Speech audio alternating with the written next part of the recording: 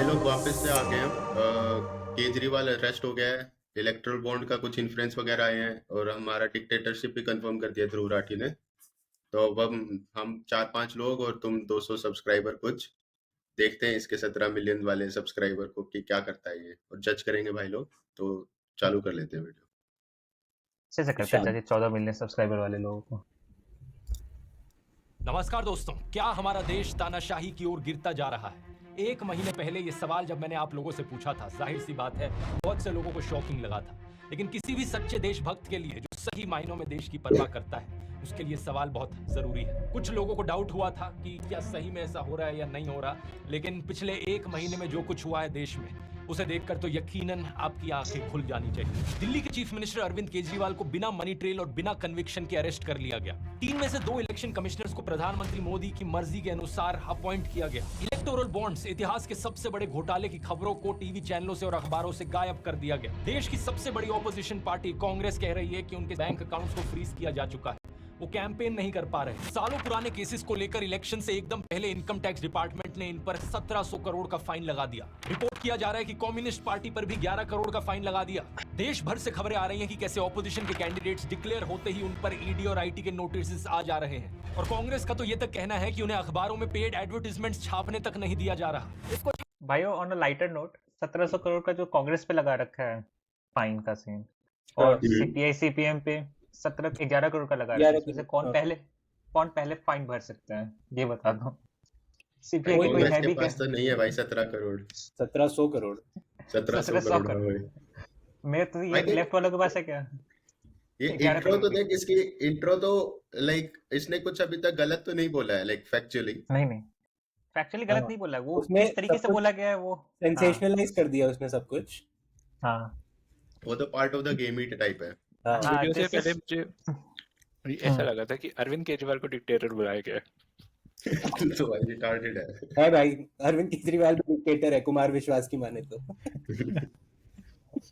तो party add नहीं छाप पा रही, जब पैसे का फाइन लगा दिया है तो ऑपोजिशन पार्टी का, लोगों का कैंडिडेट अनाउंस होता है तो उनपे केस हो गया एक बंदे पे।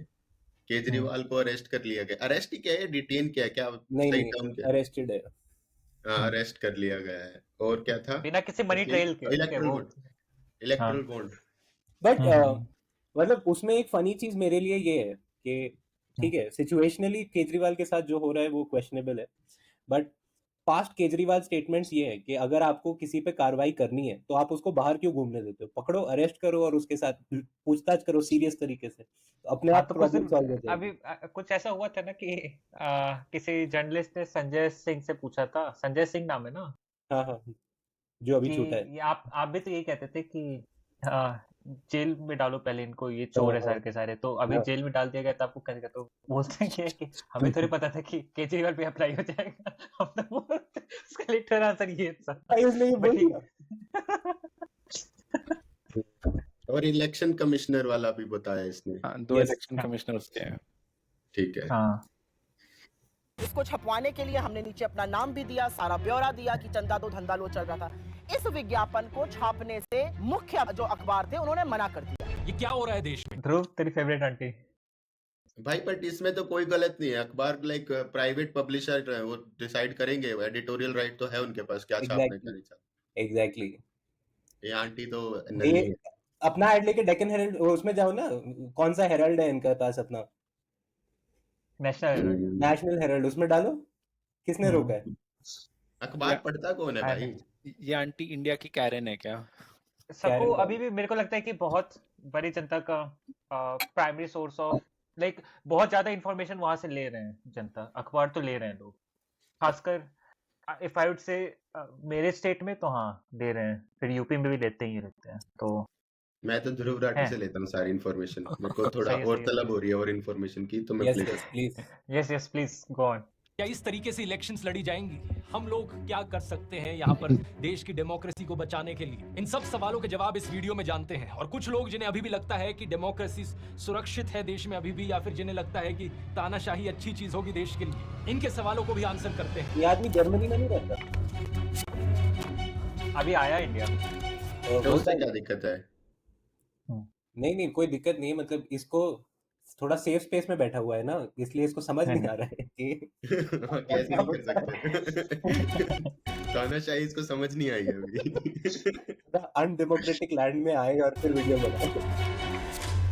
ये कहाँ जा रहा है? वीडियो शुरू करने से पहले आप में से कई लोगों ने रिक्वेस्ट करी थी, इसलिए जो सबको तब तक स्किप करके वहां तक पहुंच ही जाइए जब तक अपना कोर्स बेच रहा है तब तक। अबे भाई क्यों बेचने दे? हाँ ये नहीं कोर्स में बेचता क्या है ये? पता इसके नहीं इसको जैसे क्या ही वीडियो पता कैसे है। बनाए। How to do a million things all at once. ओ भाई ये तो मेरे को करना है यार, बट Become a मेरे को मिलियन mentor of थिंग्स मिलेंगी ही नहीं करने को। time management, productivity. Learn from me as I management हाँ पॉज करते हुए ऐसा- यार, अबे यार कोई अबे और कन्नू भी तो पोज कर रहा है। मेरे तो हाथ ऊपर है भाई। मेरे भी कोई कह हाँ नहीं ठीक रहा है ये कह नहीं करना। रहा, झूठ बोल रहा है। अबे कन्नू यार तू क्यों हाँ करता है ठीक है। तेरे को समझ नहीं है, तू बहुत दिन बाद आ रहा है क्या पॉडकास्ट? अच्छा ठीक, क्या हो गया भाई? कुछ चलो नहीं हुआ अबे, ये ग्रम्पी हो रखा है, इसको नींद नहीं आ रही, तो चालू रखते हैं। मैनेजमेंट कोर्स और मेरे चैट जीपीटी कोर्स दोनों पर Chat क्यूआर GPT कोड्स को भी आप ये स्कैन कर सिखाएगा सकते क्या? हैं Chat जिस भी GPT कोर्स में आप course। इंटरेस्टेड हैं, नहीं तो लिंक इनका नीचे डिस्क्रिप्शन में भी मिल यूपीआई जाएगा। जिंदाबाद भाई। शुरुआत करते हैं अरविंद केजरीवाल के अरेस्ट से। यह आजाद भारत के इतिहास में पहली बार है कि किसी सिटिंग चीफ मिनिस्टर को अरेस्ट किया गया हो, और वो भी तब जब कोर्ट में कोई गुनाह साबित तक नहीं हुआ। इससे पहले दिल्ली के एजुकेशन मिनिस्टर मनीष सिसोदिया को अरेस्ट किया था दिल्ली। अभी तो उसको सोरेन को अरेस्ट किया था ना, या वो उसने सिटिंग छोड़। सीएम नहीं था, सिटिंग सीएम अच्छा नहीं था, रिजाइन किया उसने था तब। एंड वो जब पास्ट में लालू हुआ है। कोई कोई नहीं, सबने रिजाइन किया है, अपना किसी वाइफ को दे दिया हो कारोबार या और फिर किसी अपने। और एक बार जयललिता जब अरेस्ट हुई थी 90s में, वो भी। अबे तू डाउट क्यों कर रहा है ध्रुव राठी को? उसने बोला भाई मैं फर्स्ट इस डे आदमी में, को तो बहुत फर्स्ट डे ज्यादा में। डाउट करता हूँ। भाई अरे लेकिन तू तक से निकल है। लेकिन हाँ, ये आदमी मेरा नाम बर्बाद कर रहा है। ये हमारा सोर्स ऑफ इंफॉर्मेशन है यार बंदा। देख दिल्ली प्रेसिडेंट के सेट हेल्थ करा है मिनिस्टर डिक्टेटरशिप का। सत्येंद्र जैन को अरेस्ट किया था। आम आदमी पार्टी के एमपी संजय सिंह को अरेस्ट किया था, और ये सब लोग आज भी जेल में बंद हैं। मनीष सिसोदिया को 1 साल से ऊपर झूठा। होने को हो रहा है, और सत्येंद्र जैन को तो 2 साल होने को हो रहे हैं जेल में बंद रहे। सबसे हैरानी की बात यह है कि इनमें से किसी का भी गुनाह कोर्ट में साबित नहीं हुआ है। ईडी का आरोप है कि आम आदमी पार्टी के लीडर्स को 100 करोड़ रुपए की रिश्वत दी गई in exchange of undue benefits Delhi की एक्साइज पॉलिसी के तहत। लेकिन पार्टी की पॉलिटिशियन आतिशी कहती है कि 2 साल से ईडी और सीबीआई इस केस को इन्वेस्टिगेट किए जा रहे हैं। 500 तो इस पॉइंट तक मैं ये समझूं कि सोर्स ऑफ ट्रूथ आतिशी है। नहीं मतलब मनी ट्रेल नहीं होना तो मतलब हाँ। वो कॉमा लगाना भूल गया वो।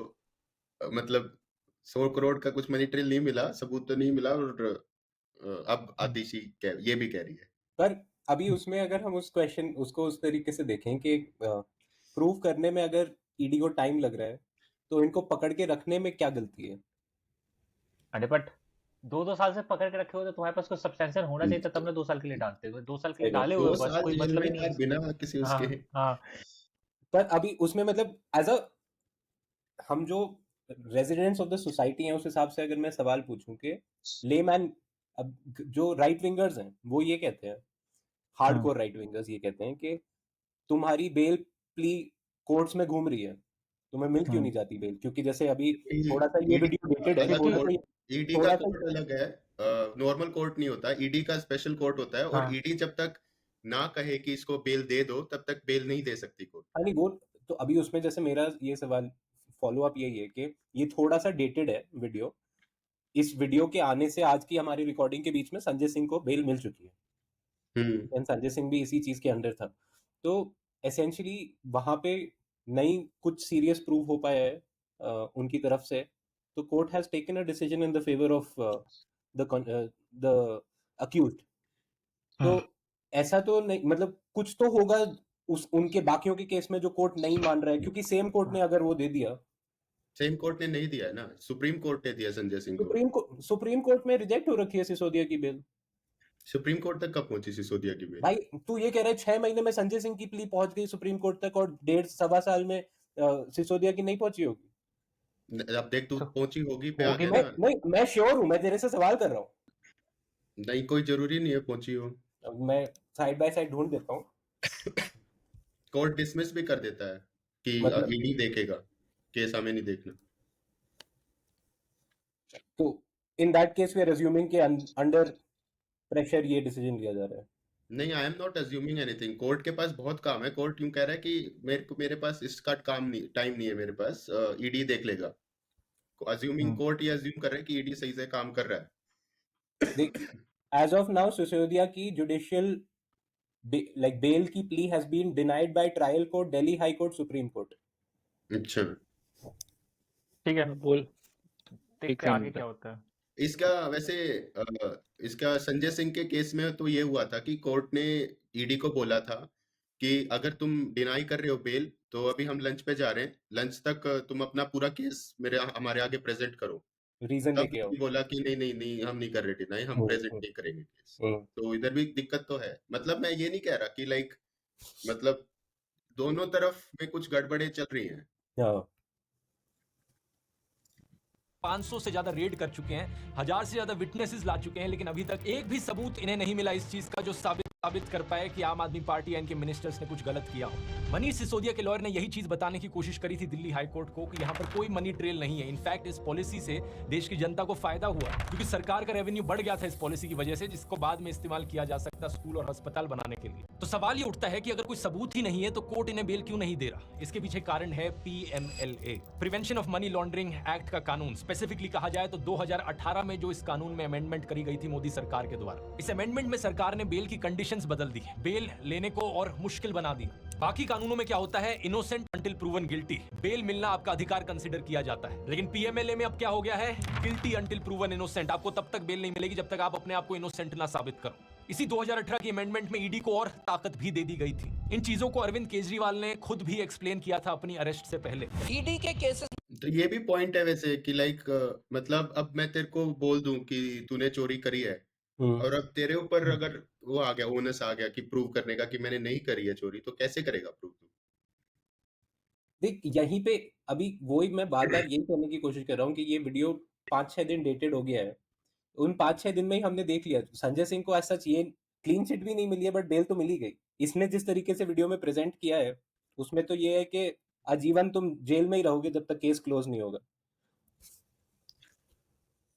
क्योंकि अच्छा, तुम प्रूव करो कि तुम इनोसेंट हो, और तुम प्रूव कर नहीं पाओगे क्योंकि तुम्हारे अगेंस्ट बाहर बैठी ताकतें काम कर रही हैं। इसका वैसे प्रेजेंटेशन का तो तरीका यही है ना। हाँ यही है, बट प्रूव करना, इनोसेंट प्रूव करना होता तो बड़ा डिफिकल्ट है, डिफिकल्ट। करेक्ट, वो नो डिनाइज टू दैट। और लाइक वो ही बना रहे हैं basically, the process itself is the punishment. वो तो है, वो तो है। केसेस में जमानत क्यों नहीं मिल रही लोगों को? अब ये पूरा कानून इन्होंने ईडी में पलट दिया। अब इसमें हो गया you are guilty till proved innocent. इस कानून में इन्होंने ये लिखा है कि आपके ऊपर आरोप लगेगा, आपके बट ऊपर अभी again I want to question this man in the frame here, ठीक है, क्योंकि इसकी अगर मैं पॉलिटिकल जर्नी ट्रेस बैक करूं, he came into active politics claiming that Delhi की जो पूरी उस टाइम की गवर्नमेंट थी वो सब भ्रष्ट थी, सेंटर की उस टाइम की जो गवर्नमेंट थी वो भ्रष्ट थी। इसने पॉलिटिकली और सोशली उनको मीडिया में जाके असैसिनेट किया था उनकी इमेज को कि भाई ये भी चोर है, ये भी चोर है, इसने इतना पैसा खा रखा है, उसने इतना पैसा खा रखा है। इसके पास उस टाइम पे कोई प्रूफ था नहीं, एक कागज लेके घूमता था अपनी जेब में, कागज निकालता था, कहता था इस चिट्ठी में मेरे पास सब है, सारा हिसाब है। प्रूफ तो ये आज तक कर नहीं पाया। तो मेरे को अथॉरिटी भी नहीं थी इसके पास। कुछ नहीं था। तो मैं इसको, मतलब इसके साथ जो हो रहा है, लीगल टर्म्स को अगर मैं हटा दूं फिलहाल के लिए, politically he is come a full circle. जो इसने किया था, जो इसने कहा था, he is today sort of fallen into his own trap. अच्छा, हाँ, but he won't be judged on the basis of what he said ना, in the eye of court। हाँ नहीं, इसलिए बात मैंने तो कहा यहाँ कि मैं लीगल पॉइंट ऑफ व्यू से नहीं कह रहा, पॉलिटिकल पॉइंट ऑफ व्यू से मैं ये कह रहा हूँ हाँ तो कि जो पॉलिटिक्स ये करने निकला था, आज वही पॉलिटिक्स इस पे बैकफायर कर रही है। हाँ ठीक है, मतलब अगर पॉलिटिकल कमेंट्री दे रहा है तो हाँ, मतलब हाँ। यस। हाँ मतलब तू ये कह रहा है कि yet another politician who is contradicting himself। Himself, क्योंकि आज बट तुम अभी वहीं आके खड़े हो गए जहां पे तुम दूसरों पे उंगली उठाने के लिए खड़े हुए थे। हाँ, बट डिक्टेटरशिप तो कलेश तो ध्रुव राठी भाई साहब और उनके 17 मिलियन फॉलोअर्स कह रहे हैं कि तुमने लीगल डिक्टेटरशिप, तो लीगल वो लगा रहे हो ना तुम, केस लोचा तो वही है। सुनते हैं अंकल क्या कह रहे हैं, इनकी खांसी ठीक हो गई क्या? FIR होगी, झूठा सच्चा जो मर्जी आरोप लगा दें।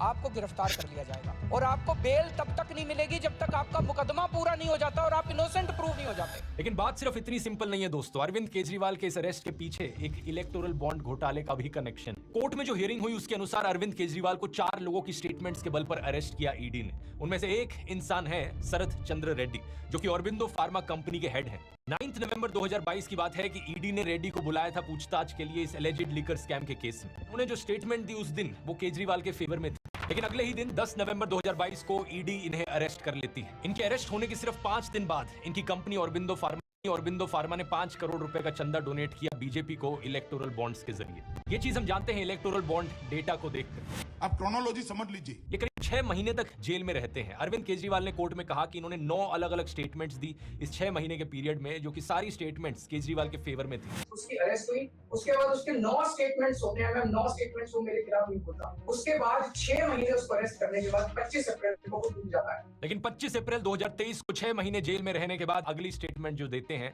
वो केजरीवाल के खिलाफ होती है। अगले ही महीने मई 2023 को ईडी इन्हें बेल दे देती है और जून 2023 में ये ईडी के अप्रूवर बन जाते हैं इस केस में। और बेल मिलने के करीब 6 महीने बाद इनकी कंपनी 25 करोड़ रुपए की और डोनेशन करती है बीजेपी को। अब देख रहे हो दोस्तों किस लेवल का खेल खेला जा रहा है इलेक्टोरल बॉन्ड। अच्छा, तो अभी इस वाले सेगमेंट में जो इसने इलेक्टोरल बॉन्ड्स पे बात करी, इलेक्टोरल बॉन्ड्स का डेटा भी आया है पिछले कुछ दिनों में एंड सबने अच्छा बढ़िया एनालिसिस कर ही लिया है उसका। डोनर्स का डेटा आ गया है जो भी है। तो अपनी सबकी इस पे क्या राय रही है इलेक्टोरल बॉन्ड्स पे, क्योंकि somehow I from a viewer perspective जितना बड़ा मुद्दा मैं एक्सपेक्ट कर रहा था ये बनेगा, नहीं बना है। हाँ, मतलब मेरे को तो ऐसा लग रहा है काफी ऑर्केस्ट्रेटेड क्या बोलते हैं बे? और Orchestrated. ऑल्सो फाइनली जिस दिन फाइनल डेटा रिलीज हुआ उसी दिन केजरीवाल अरेस्ट हुआ। तो मतलब एक तो उसको दिखाया नहीं गया, डिस्ट्रैक्शन का नया झुंझुना दिया गया है ये, लाइक प्लान था। और एसबीआई ने अपनी तरफ से पूरी कोशिश भी करी थी ना देने की, पहले कि ये करके देंगे हम, कोर्ट बोला हमने मांगा ही नहीं, फिर सिर्फ वो दे दिया। मतलब पूरी कोशिश करी है उन्होंने अपनी तरफ से डिनाई करने की। और वो तो है काफी सारे जेन्युइनली लाइक जो मतलब इन्फ्लुएंसेस हैं, मतलब कैवेंटर्स वाले। कैवेंटर्स का है, कैवेंटर्स को लाइक बंगाल ने ना, वेस्ट बंगाल की सरकार ने मतलब ममता दीदी की सरकार ने कैवेंटर्स को अपनी कोई लोकल मतलब स्टेट गवर्नमेंट ओन्ड डेयरी बेची थी सस्ते दाम में।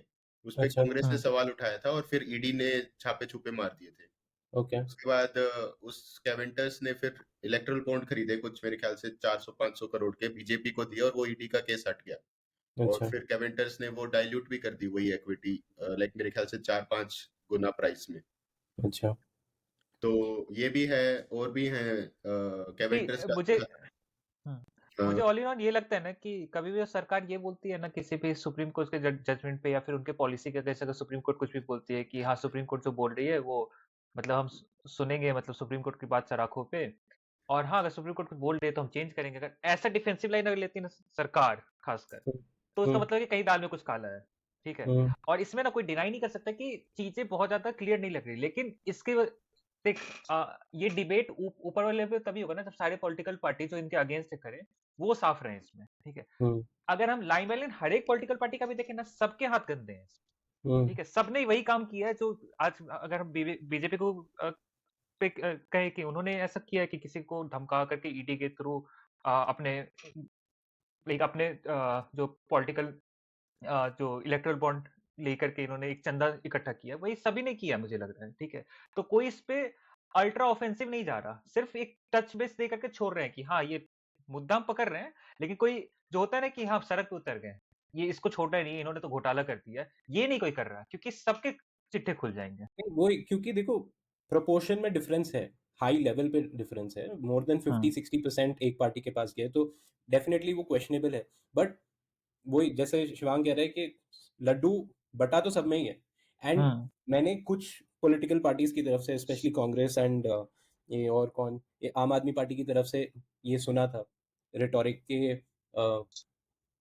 सेंटर में तो वो लोग हैं, हाँ वही उन्हीं के पास पैसा जा रहा है, तो तुम समझ ही सकते हो कि क्या हो रहा है उस पैसे का। ये मेरे हिसाब से थोड़ा सा अनफेयर है, क्योंकि भाई स्टेट में जब जिसके पास पावर है, हम सब जानते हैं कि इस देश की पॉलिटिक्स कैसे चलती है। स्टेट हाँ में स्टेट लीडर्स के पास, स्टेट पॉलिटिशियंस के पास कितनी पावर होती है, छोटे से छोटे कॉर्पोरेटर के पास कितनी पावर होती है अपने अपने वही छोटे से इलाके में। तो ये बहुत ही गलत तरीका है कहने का कि नहीं सिर्फ बीजेपी ने इस पैसे को हाँ मिसयूज करने की कोशिश की है, और हमने जो पैसा लिया है, we have used it for the right reasons and they have used it for the wrong reasons. मतलब सबके हाथ गंदे हैं। ये है कि shades of grey towards dark में ज्यादा बीजेपी होगी और उसके शेड्स ऑफ ग्रे में कम होते जाएंगे इनके लिए। गंदे सबके करेक्ट, हाथ हैं, तो इस करेक्ट। पे कोई अल्ट्रा ऑफेंसिव आ नहीं सकता। और जब ये पॉलिटिकल पार्टीज इसमें इन्वॉल्व नहीं हो रही ज्यादा, इसको ज्यादा प्रेस करने में, तो इतनी बातें आनी नहीं है कहीं सरफेस पे। नहीं मीडिया में ज्यादा बात उछलेगी, नहीं कोई और आकर के बोलेगा। जो प्रेशर ग्रुप्स भी हैं उनका भी कहीं अलाइनमेंट है ही पॉलिटिकल पार्टीज के साथ, तो मतलब आ नहीं पाई। ये मेरे को तो सबसे बड़ा रीजन यही सर लग रहा है। अभी स्कीम डिवाइस करने का एक्स्ट्रा क्रेडिट नहीं मिलना चाहिए बीजेपी को। हाँ, अ, तो वो जो पॉइंट है ना सबको, उसी पे मैं एक क्वेश्चन पूछना चाहता हूँ, क्योंकि ये जो तेरा पॉइंट है वो बहुत वैलिड है, बहुत सारे लोग इसको क्वेश्चन कर रहे हैं कि आप तो मेकर्स ऑफ दिस पॉलिसी थे, तो अगर वो पॉलिसी अब मिसयूज हो रही है तो डायरेक्ट डायरेक्ट ब्लेम आप पे जाना चाहिए। अब उसमें मेरा क्वेश्चन ये आता है कि फ्रॉम अ लेमैन और from an external person who is not part of politics, हम सब जानते हैं कि पॉलिटिक्स पैसे से ही चलती है, एंड हम सब हम्म, जानते हैं कि पॉलिटिक्स इस देश की गंदी है, ठीक है। तो इस पॉलिसी के आने से पहले तो कोई ट्रैक नहीं था अपने पास कि पैसा कहाँ से आ रहा है, कहाँ को जा रहा है, किस फॉर्म में आ रहा है, किस फॉर्म में नहीं आ रहा है। तो मतलब मुझे कभी कभी ऐसा लगता है कि आप पॉलिसी को रिफाइन करके ही इम्प्रूव कर सकते हो। तो नहीं हाँ, ये policy in its current, this is half truth actually Dhruv. ये ये ये भी था ना, कोर्ट में पहले भी भी एक पॉलिसी हुआ। कोर्ट में भी हाँ हाँ एग्जैक्टली ये कोर्ट में भी यही अपील आई थी लाइक एजी के हाँ द्वारा कि लाइक गंदा पैसा था, ब्लैक मनी क्लीन करने के इंटेंशन से, बेशक पॉलिसी में फ्लॉड थी लेकिन इंटेंशन वो था। तो इन्होंने अभी तक क्या होता था कि चंदा अगर तू कैश में देता है ना तो पार्टीज को बस डिक्लेयर करना होता है कि मेरे को 1500 करोड़ कैश में चंदा मिला है, ओके, और हाँ किसने दिया कितना दिया कुछ नहीं बताना होता, बस 1500 करोड़ टोटल। वो अभी भी है यूं का यूं, उसमें अच्छा, कोई चेंज नहीं किया ब्लैक मनी कम करने के लिए। बस इसमें ये चेंज कर दिया कि शेल कंपनीज का पैसा भी कैसे ले सके, क्योंकि कैश में लेना दिक्कत की बात थी। तो इन्होंने क्या किया, पहले था कि प्रॉफिटेबल कंपनी ही दे सकती है और अपने प्रॉफिट का 4% दे सकती है, फिर उसको बढ़ा के 7.5% कर दिया था। इन्होंने कहा कि प्रॉफिटेबल होना भी कोई जरूरी नहीं है। तो अब मतलब कोई एक्स कंपनी छोटी सब्सिडरी खोलती है, उसका रेवेन्यू है 17 करोड़, रेवेन्यू 17 करोड़ है, वो डोनेट करती है 700 करोड़। नहीं, इसमें जो लिस्ट आई है उसमें बहुत सारी ऐसी कंपनियां हैं जिन्होंने अपने हाँ, रेवेन्यू का मल्टीफोल्ड हाँ, डोनेशन में दिया तो है। ये इन्हीं की पॉलिसी थी कि कोई प्रॉफिटेबल होने की कोई जरूरत नहीं। इससे पहले 7.5% ऑफ प्रॉफिट कैप था कि एक ओके, कंपनी इतने दे सकती ताकि शेल ना बने। हम्म, और मतलब फॉरेन कंपनीज भी अब दे सकती हैं शेल के थ्रू, उसके थ्रू। तो ध्रुव इसमें झूठ मतलब भी जो मुझे लगता है एक्चुअली कि में ब्लैक मनी कम करने की जो वो पॉलिसी थी उस पे कोई छेड़ा नहीं, बस इसको अच्छा। बढ़ाने का काम तो किया। तो फिर मतलब बीजेपी की तरफ से अपन ये मान सकते हैं कि ये सिर्फ अपने आप को बचाने का इनका this is their by hmm line. और एक ईडी और के भी ऑन है द यार काफी एग्जांपल्स, लाइक ईडी छापा मारती है और कंपनी बॉन्ड खरीदती है। एक और बात लाइक इसमें पहले ऑन ईडी द छापा फ्लोर ऑफ मारती द है फिर कंपनी हाउस। बॉन्ड खरीदती है। हाँ तो हाँ, तो बोल। एक और ये सारे एग्जांपल्स तो देख, जब तक कोर्ट ऑफ लॉ में प्रूव नहीं होंगे तब तक क्विड प्रो क्वो है। ध्रुव इसमें ना गवर्नमेंट कितने लेवल पे गलत है ना, ये भी है कि on the floor of the house भी गवर्नमेंट। सॉरी, हाँ हाँ मैं कहता कि on the floor of the house भी ना गवर्नमेंट ने झूठ बोला है इसमें। एक बार हुई थी डिबेट, इस पे हो रही थी, तो इन्होंने काफी क्लियरली कहा था कि कौन दे रहा हमें पैसा ये हमें पता नहीं चलेगा। नहीं पता फिर चलेगा। बाद में आया कि एक यूनिक नंबर है जिससे हम पता कर सकते हैं कि मैच कर सकते हैं किसने पैसा दिया और किसको पैसा दिया है। वो और भी उसका यूवी में एक्सेस हिडन था ना कुछ, वो भी हाँ कुछ हाँ यूवी हाँ में हाँ हिडन नंबर था। हाँ हाँ, और वो भी एक्सेप्ट नहीं किया था सरकार ने। ठीक है, वो बाद में बातें आई, किसी ने पीआईएल फाइल किया और उसके थ्रू हम पता चला कि ये ऐसा हो सकता है। और उसके बाद ये बातें आई कि ठीक है सरकार का तो एक्सेस है ना, एसबीआई से तो पूछ सकती है सरकार काइंड ऑफ। ठीक है, वो कहेंगे कि एसबीआई एक इंडिपेंडेंट बॉडी है, ये सब बकवास की बात है, सबको पता है ऑफ कि कोर्स। निकालना हो इन्फॉर्मेशन निकाल सकते हैं। तो जो रूलिंग पार्टी है, let's not call it BJP अभी, ठीक है, जो भी रूलिंग हाँ, पार्टी रहेगी वो इसका तो एडवांटेज पूरा ले ही सकती है। Of and course. One more thing ना कि जब अभी जो रिसेंट इंटरव्यू था मोदी का, वो मोदी तमिल ऐसे मोदी एक्सेप्ट का। तो हाँ हाँ एक्सेप्ट तो करके नहीं देता किसी गलती को, लेकिन उसने ऐसे पुट इन किया कि हम एक पॉलिसी लाए एक सही डायरेक्शन में, खामियां होती अच्छा, है उसको सुधारेंगे। ठीक है, अच्छा, तो इतना भी जो एक्सेप्टेंस है ना इसका, देयर इज समथिंग, ठीक है, देयर इज अ हाँ, बिग गेम गोइंग ऑन।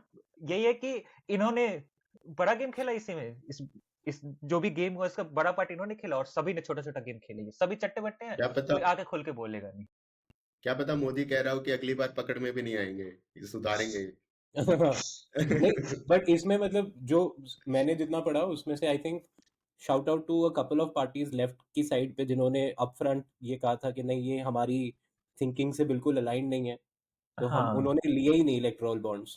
हाँ, मतलब ठीक है उन्होंने लिए नहीं, उनको देता भी नहीं कोई, वो भी बात है। 2 नहीं, अरे इसलिए वो लिए। लेकिन भाई बट मतलब टू टेक ऐसे पॉलिटिकल हाँ, सिनेरियो में to even take a moral stand I think that is respectable. हाँ, मोरल स्टैंड तो लिया हाँ है। बात वही है कि ना कि मुझे पता है कि मैं कॉम्पीट भी नहीं कर सकता इस रेस में, तो मैं बस बहिष्कार कर रहा हूँ रेस का कि मैं नहीं एक और पार्ट कर चीज रहा। थी, ये एक ऐसा और है टाइप, पर ठीक है। एक और क्वेश्चन था मेरा। जब डेटा लाइक सुप्रीम कोर्ट ने बोला कि एसबीआई को बाहर निकल के डेटा देना है, तब हम्म कुछ पॉलिटिकल पार्टीज ने अपफ्रंट आके अपने हम्म कलेक्शंस डिस्क्लोज कर दिए थे। तो अगर हम्म डेटा एसबीआई के पास था तो इन पार्टीज को कैसे पता था कि इनको पैसे किससे मिले?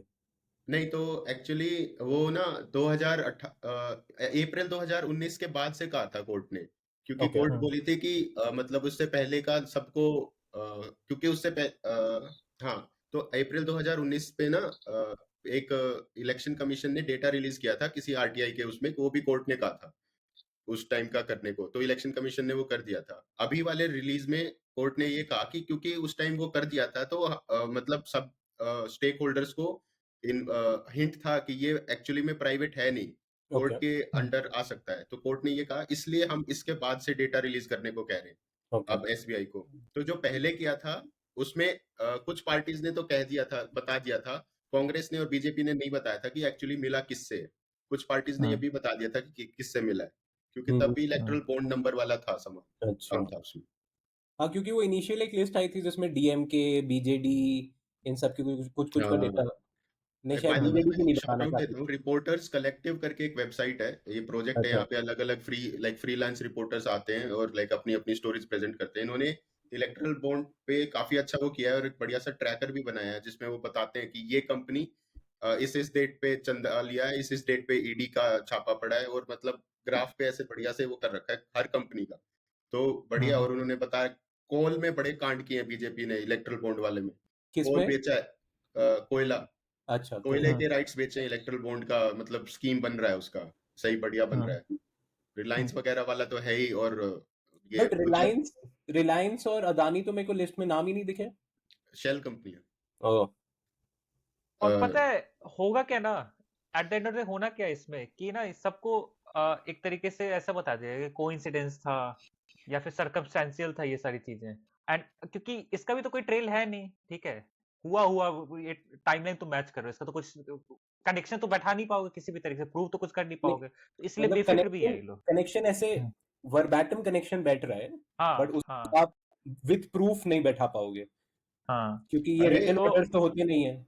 बीजेपी ने तो और भी कर रखा है ना, क्योंकि इलेक्ट्रल बॉन्ड्स एक सेट नंबर ऑफ डेज में कैश इन करने होते हैं, शायद 15 दिनों में कैश इन करने होते हैं, वरना ये वॉयलेट हो जाता, हाँ मतलब वॉइड हो जाता है। हाँ अच्छा, तो ऐसा बीजेपी हाँ ऐसा हाँ भी था, तो बीजेपी का एक वॉइड हो गया था, तो Okay. बीजेपी ने फिर एसबीआई को प्राइम मिनिस्टर पता नहीं प्रेसिडेंट या किसने लिख के दिया कि एक्चुअली वो 15 दिन का इनिशियल स्कीम में किसी ने बताया नहीं था कि वो 15 वर्किंग डेज है कि 15 कैलेंडर डेज है, तो Okay. इस बार तो इसको कर दो, लेकिन अच्छा। अब से वो 15 कैलेंडर डेज काउंट होंगे और आगे कोई नहीं करेगा, तो ऐसे स्पेशल ट्रीटमेंट भी हो रहे हैं।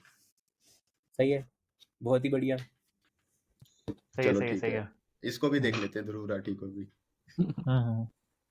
इलेक्टोरल बॉन्ड्स का डेटा हमें बताता है कि टोटल में इनकी कंपनी ने 52 करोड़ रुपीस की बॉन्ड्स खरीदी थी, जिनमें से 2/3 करीब 34 करोड़ रुपीस बीजेपी के पास गई, 15 करोड़ बीआरएस के पास और 2.5 करोड़ टीडीपी के पास।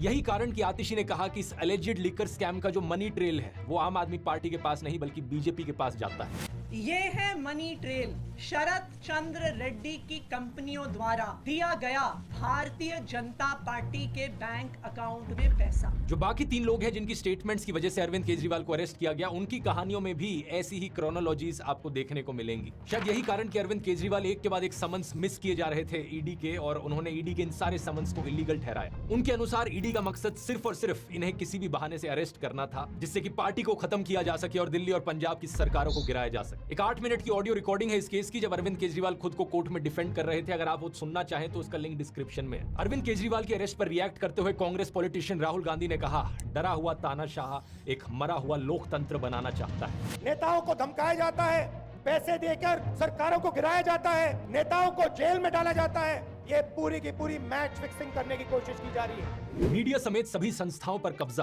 पार्टियों को तोड़ना, कंपनियों से हफ्ता वसूली, मुख्य विपक्षी दल का अकाउंट फ्रीज करना और अब तो चुने हुए मुख्यमंत्रियों की गिरफ्तारी भी आम बात हो गई है। कांग्रेस पार्टी को यहाँ अलग तरीकों से खत्म करने की कोशिश करी जा रही है और ये कोशिश भी कई महीनों से जारी है। कांग्रेस पे आए उससे पहले इस पे एक पूरा लाइक फुल स्टॉप लगा देते हैं केजू भैया पे। मीडिया कैप्चर पे कोई क्वेश्चन भी करेगा क्या? वो तो हम बढ़िया सा वीडियो बना ही चुके हैं। हाँ, ईडी बायस तरीके से काम कर रहा है, इसको क्वेश्चन करेगा कोई? और ये थोड़ा फिशी है कि जो मेन मतलब सरकारी वकील है, सरकारी गवाह है, वो पहले मना कर रहा था कि नहीं किया इसने कुछ, फिर उसको फिर वो पैसे भी देता है, फिर उसको अरेस्ट करते हैं, फिर वो पैसे देता है, उसको बेल मिल जाती है और फिर वो कहता है कि हाँ इसने किया है कुछ। हाँ, अब तो वो अक्यूज्ड भी नहीं है ना केस बट में। मुझे ये नहीं समझ में आया, नहीं है, वो गवाह है। बट वो गवाह है वो। मुझे ये नहीं समझ में आया कि वो जो रेड्डी भाई है वो बीजेपी को फिर पैसे क्यों दे रहा है जब उसने बयान नहीं दिया उसके अगेंस्ट तो। भाई सिर्फ बयान इतने सस्ते में छोड़ दे। कीमत वही सेट हुई थी भाई।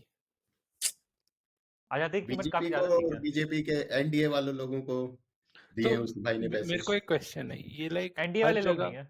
अच्छा, हर टीडीपी। जगह हाँ, ये okay। ब्लेटेंटली बोला जा रहा है कि भाई बीआरएस किसका है? बीजेपी मैच फिक्सिंग कर रही है या जो भी कर रही है, जो ये भाई ने बोला, जिसके लाइक काफी अगर आप देखो तो वाइड स्प्रेड प्रूफ भी अगर दिख रहे हैं, तो why are people smart enough to understand them?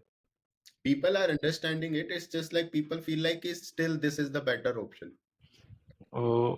सिर्फ ऑप्शन की बात भी नहीं है, इट इज मल्टी डिमेंशनल सी चीज है। देख, मुझे ऐसा लगता है कि for most people it Indian mindset ये है कि जब तक मेरा कुछ नहीं हो रहा तब तक क्या ही फर्क पड़ रहा है। ठीक है कि जाए केजरीवाल जेल, मेरा थोड़ी सी कुछ जा रहा है, देश आगे बढ़ रहा है। ऐसा कोई सड़क बन गई मेरे घर के पास, मोदी जी ने मेरी सड़क बनवा दी, जाए केजरीवाल जेल, क्या फर्क पड़ता?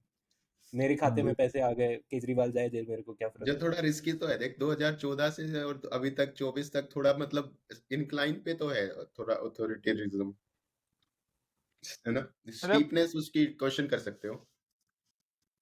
मतलब इन अ वे जो ध्रुव कह रहा है ना, पीपल कौन सा हैव टू ध्रुव? बी। हाँ, 2 ध्रुव हो गए हैं भाई आज। हाँ, तो सिरोही की बात कर रहा हूँ मैं कि यहाँ पे लोगों को ब्लेम करने वाली बात है एक्चुअली कि लोग भी ना इस पार्टी पॉलिटिक्स के बीच में ऐसे पिसे हुए हैं ना, पिसे नहीं हुए actually, they participate in that, पिसे भी नहीं हुए कि उन्हें भी अच्छा लगता है कि अगर आपकी आइडियोलॉजी सामने वाले पार्टी की आइडियोलॉजी से मैच नहीं करती ना, तो आपको अच्छा लगता है कि उन्हें ऑप्रेस किया जाए, उन्हें जेल भेजा जाए, तो एंजॉयमेंट आती है एक अंदर से कि भाई मजा आ गया, इसको तो जेल देखा इसके साथ क्या किया। हाँ, देखा इसका, और हमारे लीडर कितना अच्छा है, मतलब इसने तो पोर बजा रखा, कितना ताकतवर भाई क्या मास्टर ये स्ट्रोक नहीं खेल समझ। दिया। हाँ, तो हम ना देश के बारे में इस अगर ऐसे सिनारियो देख रहे हैं तो हम देश के बारे में कम सोच रहे हैं, हम ये देख रहे हैं कि हमारी पॉलिटिकल पार्टी ना कितना अच्छा खेल रही है यहाँ पे। आई डोंट नो ये मतलब देश के लिए कितना, आई डोंट नो, मैं तो कह सकता हूँ कि देश के लिए बिल्कुल अच्छा नहीं है, बट लोगों को सोचना तो पड़ेगा कि you can't be flag bearer of your own party given कि वो क्या क्या खेल खेल रहे हैं, और वो काफी अपेरेंट है। बट चलो आगे। अभी ध्रुव राठी कांग्रेस पे जाए उससे पहले एक और वो कि जो लिकर पॉलिसी थी वो जेन्युइनली काफी अच्छी थी बाय द वे, इसको ये तो चर्चा में ही नहीं है बट अच्छी थी वो दिल्ली के लिए काफी। तो इन्होंने फिर वापस क्यों ली वो? भाई कलेश मतलब कलेश कितना हो गया था उस पे, तो ये भी आपको इनकी शॉर्टकमिंग है वो। पता है इनका बेसिक, अबे कन्नू तेरे को तो याद भी होगा, तो उस टाइम दिल्ली में था कि नहीं था, डिलीवरी चालू हो गई थी, गुड़गांव से सस्ती मिल रही थी दारू। अभी गुड़गांव हरियाणा लेता है बेसिकली सारा पैसा ना, टैक्स का, जो दारू का होता है दिल्ली का, क्योंकि गुड़गांव में सस्ती मिलती है। दिल्ली में बोगो चालू हो गया था उस टाइम पे। भाई सरकारी ठेके इतने फालतू है ना दिल्ली के, कोई वैरायटी नहीं मिलेगी तेरे को, गर्म बियर मिलेगी, इतने फालतू है ना भाई। और इतना तगड़ा काम हो गया था जब ये आए थे, जब पॉलिसी आई थी। फालतू में सबसे बड़ा नुकसान तो दिल्ली वालों का यही हुआ है, सीएम सुएम तो आते जाते रहेंगे। चलो आगे बढ़ते हैं। बट पॉलिसी का मैं एक बार देख रहा था कि पॉलिसी की वजह से सरकारी खजाने को तो जो like on a long run सरकारी खजाना तो हो रहा था, लाइक डैमेज तो हुआ है। दिस अबे पॉलिसी क्योंकि की वो वजह से। बांट रहे थे स्विगी का इनिशियल डिस्काउंट की वजह से, क्योंकि उन्होंने अच्छा उन्होंने मार्जिन बढ़ा दिए थे उनके, बट मतलब हाँ वो बढ़ना था, मतलब शॉर्ट बढ़ना था वो। ठीक है। मतलब जेन्युइनली खुश थे भाई दिल्ली के लोग। हाँ नहीं, दिल्ली के लोग तो खुश थे। मैंने तो अरे मतलब खुश मैंने तो लोग तब भी हो जाएंगे कि कॉन्ट्रडिक्टरी सबको 1-1 करोड़ रुपए बांट, तो खुश तो उसमें भी हो जाएंगे। वो अच्छा है कि इसमें नहीं। जैसे मैंने अगेन वेरीफाइड नहीं है, बट मैंने थोड़ा सा कॉन्ट्रडिक्टरी डेटा जो देख रखा है उसमें ये था कि गवर्नमेंट एक्साइज कलेक्शन का मार्जिन कम हो रहा था एंड जो रिटेलर का मार्जिन था वो बढ़ रहा था हाँ, पर ये बॉटल। रिटेलर को एंटाइज कर रहे थे वो, हाँ कि तो गुड़गांव में मत अगर बेचो, गुड़गांव में अगर सेटअप मत रिटेलर करो, दिल्ली हाँ में सेटअप करो। तो अगर रिटेलर का मार्जिन बढ़ाया तुमने और अपना जो एक्साइज का मार्जिन है वो थोड़ा कम किया, तो पर बॉटल बेसिस पे तुम्हारा नुकसान हो रहा है। बट तुम्हारा आइडिया ये था कि अब इसकी वजह से बिकने ज्यादा लगेगी तो हमें लॉन्ग रन में वॉल्यूम्स में हाँ, विल मेक गांव मोर। भी हमसे ही खरीदेगा, नोएडा भी हमसे ही खरीदे। अभी उल्टा हो रहा था। चलो। पिछले साल अगस्त के महीने में राहुल गांधी पर एक बहुत ही अजीबोगरीब डिफेमेशन केस किया गया, जिसके जरिए उन्हें डिस्क्वालीफाई करने की कोशिश करी गई थी। इस केस की मैंने डिटेल में इस वीडियो में बात करी थी, जिसमें ये तो सूरत के अजीब कोर्ट ये ने तो 2 एपिक था साल भाई, की ये तो सजा बहुत ही सुनाई एपिक। राहुल गांधी को। वो तो सुप्रीम कोर्ट ने इसे होने से रोक दिया, नहीं तो आज के दिन देश ये क्या कोशिश क्या कर दी थी, डिस्क्वालीफाई तो कर ही दिया था 2 महीने के लिए भाई। पता है क्या हुआ है कि जो राहुल गांधी को बंगला छोड़ना पड़ा था ना, क्योंकि डिस्क्वालीफाइड था, कोई उसके पास बंगला नहीं हो सकता था। अब राहुल गांधी ने शायद, जितना मेरे को पता है, कि अलॉट हो गया वो बंगला, लेकिन वापस नहीं नहीं गया उस लिया। बंगले में, क्योंकि उसको ये पता चला है कि उसमें बग उग लगा दिया होगा गवर्नमेंट ने, तो he has this thing in mind कि अब वो वापस नहीं गया। सही है भाई, हाँ बट और ऑल्सो मॉरल स्टैंड सही है ये तो, आई सपोर्ट दिस स्टैंड भाई अपनी गवर्नमेंट भी बग बुक लगा रही है 100%। अपन बहुत छोटे लोग हैं भाई, अपने गवर्नमेंट तो भाई आता तो है, पैकेजेस कितने लगे हुए थे सारे ओपोजिशन लीडर्स पे, प्रेसिडेंट पे भी लगा रखे थे। मिनिस्टर्स के फोन में पेगासस है। हाँ, सारे ओपोजिशन मिनिस्टर्स के फोन में पैकेजेस। अपोजिशन नहीं, खुद के हाँ मिनिस्टर्स। हाँ और लास्ट में एलिजेंटली बोल देते हैं, ठीक है। हाँ हाँ, लेजली। हाँ ठीक है। आगे। ये नहीं तो आज के दिन देश की 2 सबसे बड़ी ऑपोजिशन पार्टीज के टॉप लीडर्स जेल में होते हैं। लेकिन अब क्या किया जा रहा है? कांग्रेस का दावा है कि उनके बैंक अकाउंट्स को फ्रीज कर दिया गया है। इसके पीछे क्या कारण दिया जा रहा है? इनकम टैक्स डिपार्टमेंट का कहना है कि कांग्रेस ने अपने रिटर्न्स फाइल नहीं किए थे डेडलाइन के टाइम पर। इसके अलावा एक 31 साल पुराना केस कांग्रेस का खोला जा रहा है। 1993-1994 का इनकम टैक्स डिपार्टमेंट का कहना है कि वहां पर कुछ हुआ था उस समय पर, अब हम उसका पिनल चार्जेस मांगते हैं। और 29 मार्च को आईटी डिपार्टमेंट ने 1700 करोड़ का नोटिस दिया कांग्रेस पार्टी को। और सेम दिन रिपोर्ट में आया कि कम्युनिस्ट पार्टी पर भी 11 करोड़ रुपए की पेनल्टी लगा दी आईटी डिपार्टमेंट ने। किस कारण से? क्योंकि उन्होंने पुराना पैन कार्ड यूज किया था।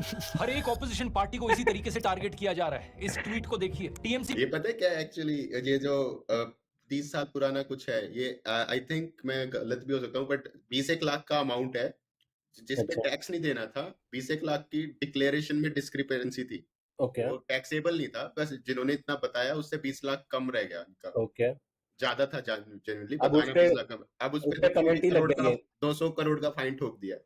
ओके, और तो तो 1700 करोड़ कहाँ से बैठ रहे हैं? वो हो रहे हैं कई हैं, सब कुछ खोल दिया एक ही साथ। अभी इलेक्शन के टाइम एक साथ कई खोल दिया आईटी डिपार्टमेंट ने ना।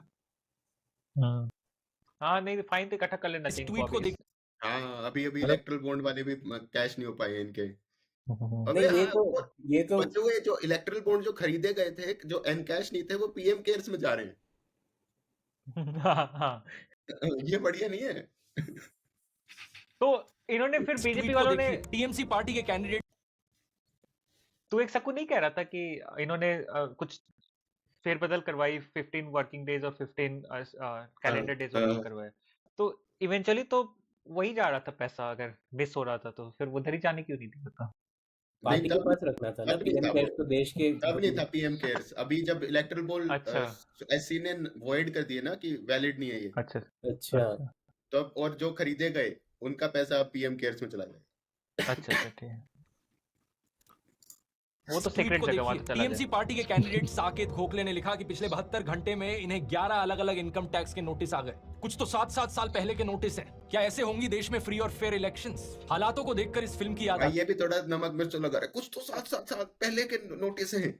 और लेकिन देख, मतलब यहाँ पे ना मेरे को जो हो रहा है, थीम जो है इसकी वो कंसिस्टेंट है। वो इसकी थीम मैं समझ रहा हूँ कि ये क्या चीज पे लेके आना चाह रहा है, but income tax department actual में हमारा ऐसा ही है। अभी मेरे दोस्त के बिजनेस पे 12 साल पुराना हाँ, केस रीओपन कर दिया। ठीक है, कह रहे हैं 12 साल पहले आपका कुछ लाख सवा लाख का कुछ डिस्क्रिपेंसी बैटरी, ठीक है, अभी उसको बोला है कि बिल लेके आओ, कहा कौन रखता है 12 साल पुराना बिल? तो सिस्टम एक्चुअली हमारा इतना फ्लॉड है कि अगर गवर्नमेंट चाहे तो मिसयूज करना उतना आसान है। हाँ, ये बेसिकली ऑटोमेटेड सिस्टम है अपना, जो मतलब थोड़ी मोड़ी डिस्क्रिपेंसी अगर थ्रेशोल्ड से पार होती है तो वो फ्लैग कर देता है, और फिर वो फ्लैग करता है तब फिर मैनुअल चेक होता है। तो मैनुअल चेक अगर वो फ्लैग हो गया ना, जैसे उसके तेरे दोस्त के अगर इस साल के आईटीआर में कुछ गड़बड़ होगी तो वो फ्लैग हो गया, और फिर मैनुअल चेक किया तो 12 साल पहले जो सिस्टम ऑटोमेटेड सिस्टम ने डिस्क्रिपेंसी छोड़ दी थी वो पकड़ी गई। तो ये है सिस्टम। बट इलेक्शन से जस्ट पहले ऑपोजिशन पार्टीज का वो मैनुअली होता है, वो सिस्टम नहीं करता। हंसो नहीं, फिल्म सिस्टम की याद बनाया आती गया है है। द डिक्टेटर नाम की एक कॉमेडी फिल्म जो कि एक सैटारिकल कहानी सुनाती है एक फिक्शनल डिक्टेटर की।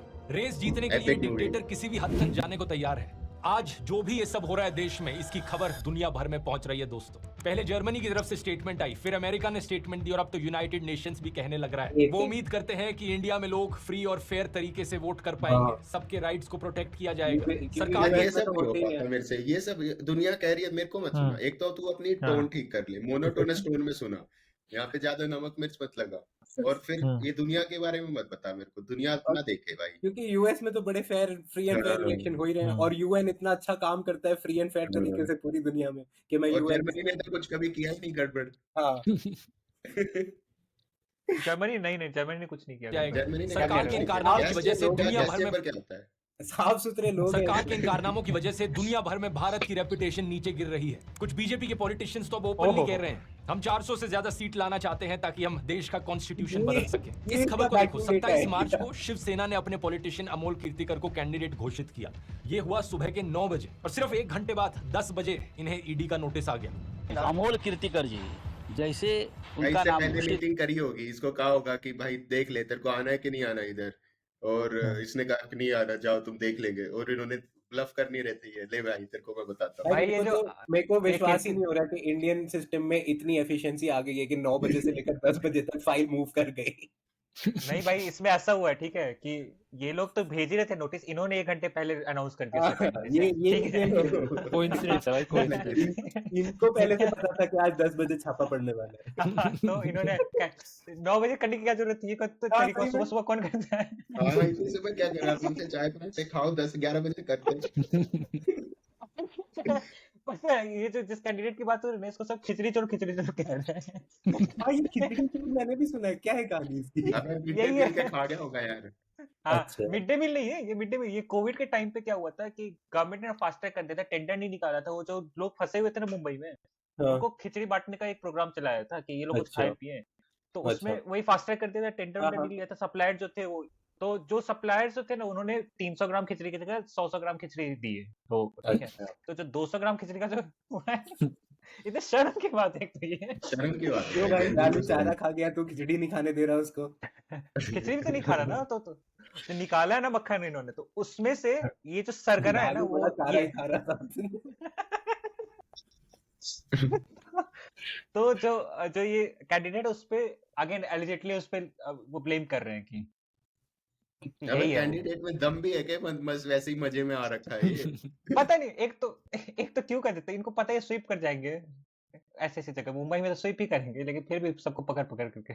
पर ठीक है, चलो चलो मजे अभी ले कह रहे रहे हैं। रॉबर्ट वाड्रा को अमेठी से लड़ाना चाहते हैं ये, इनको अच्छा, शर्म उसकी है बात थोड़ी? तो इनको होगी बात। रोबोट कमेटी से मरवाना चाहते हैं।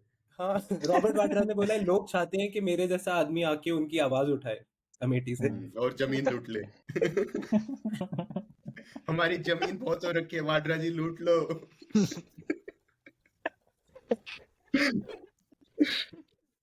10 रुपए नाम दीजिए। घोषित हुआ, उनको ईडी का समन्स आया।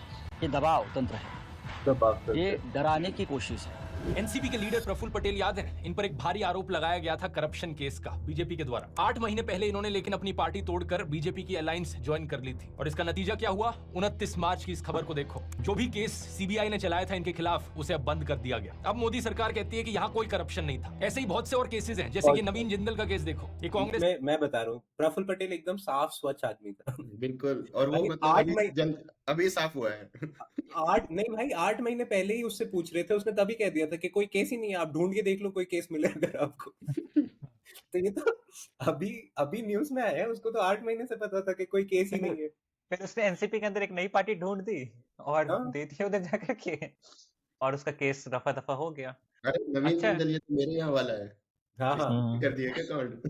इसने ये इससे भी तो चला कल कुछ गया ना काट बीजेपी। कांग्रेस के कैंडिडेट थे, इन पर कोलगेट स्कैम का आरोप लगा था, लेकिन 25 मार्च को ये बीजेपी ज्वाइन करते हैं और अचानक से इन्हें बीजेपी का टिकट मिल जाता है। ये सब अचानक देखने से के क्या बाद भी होता है कुछ लोग भाई? इतने बेशर्म हैं कि वो फिर भी कहते हैं, अरे अगर ये नहीं तो और कौन। हालत देख रहे हो देश में क्या हो गई है। हालत ये हो गई है कि कोई भी और ऑप्शन यहाँ पर बेहतर है। ओए देश होए। में इलेक्शंस को फेयर तरीके से कंडक्ट करवाने की रिस्पॉन्सिबिलिटी आती है इलेक्शन कमीशन के ऊपर, लेकिन वहां अपनी अलग कहानी चल रही है। 9 मार्च 2024 पेटिशन तो पेटिशन स्टार्ट करते हैं, ध्रुव राठी फॉर पीएम। जरूर। इसकी एज होगी है, हाँ हाँ 35 नहीं चाहिए होता पीएम के लिए। ऐसा है क्या? राज्यसभा मेंबर होने के लिए शायद चाहिए होता है 35 अच्छा यार, प्रेसिडेंट बनने के लिए एक्चुअली तो शायद अबे तो राज्यसभा के लिए भी नहीं। Dhruv Rathee for PM bro. Opposition parties की लगा रखी है, इसमें डाउट है क्या? नहीं नहीं अच्छा ठीक है। अब ये दबाव, इलेक्शन कमीशन अभी क्या अभी रहा है? संजय राउत ने बताया ना, दबाव तंत्र। उसको अभी तो लगा इलेक्शन रखे थे, कमीशन उसको तो जेल में डाल रखा था। भाई इलेक्शन कमीशन की भी लगा रखी है क्या?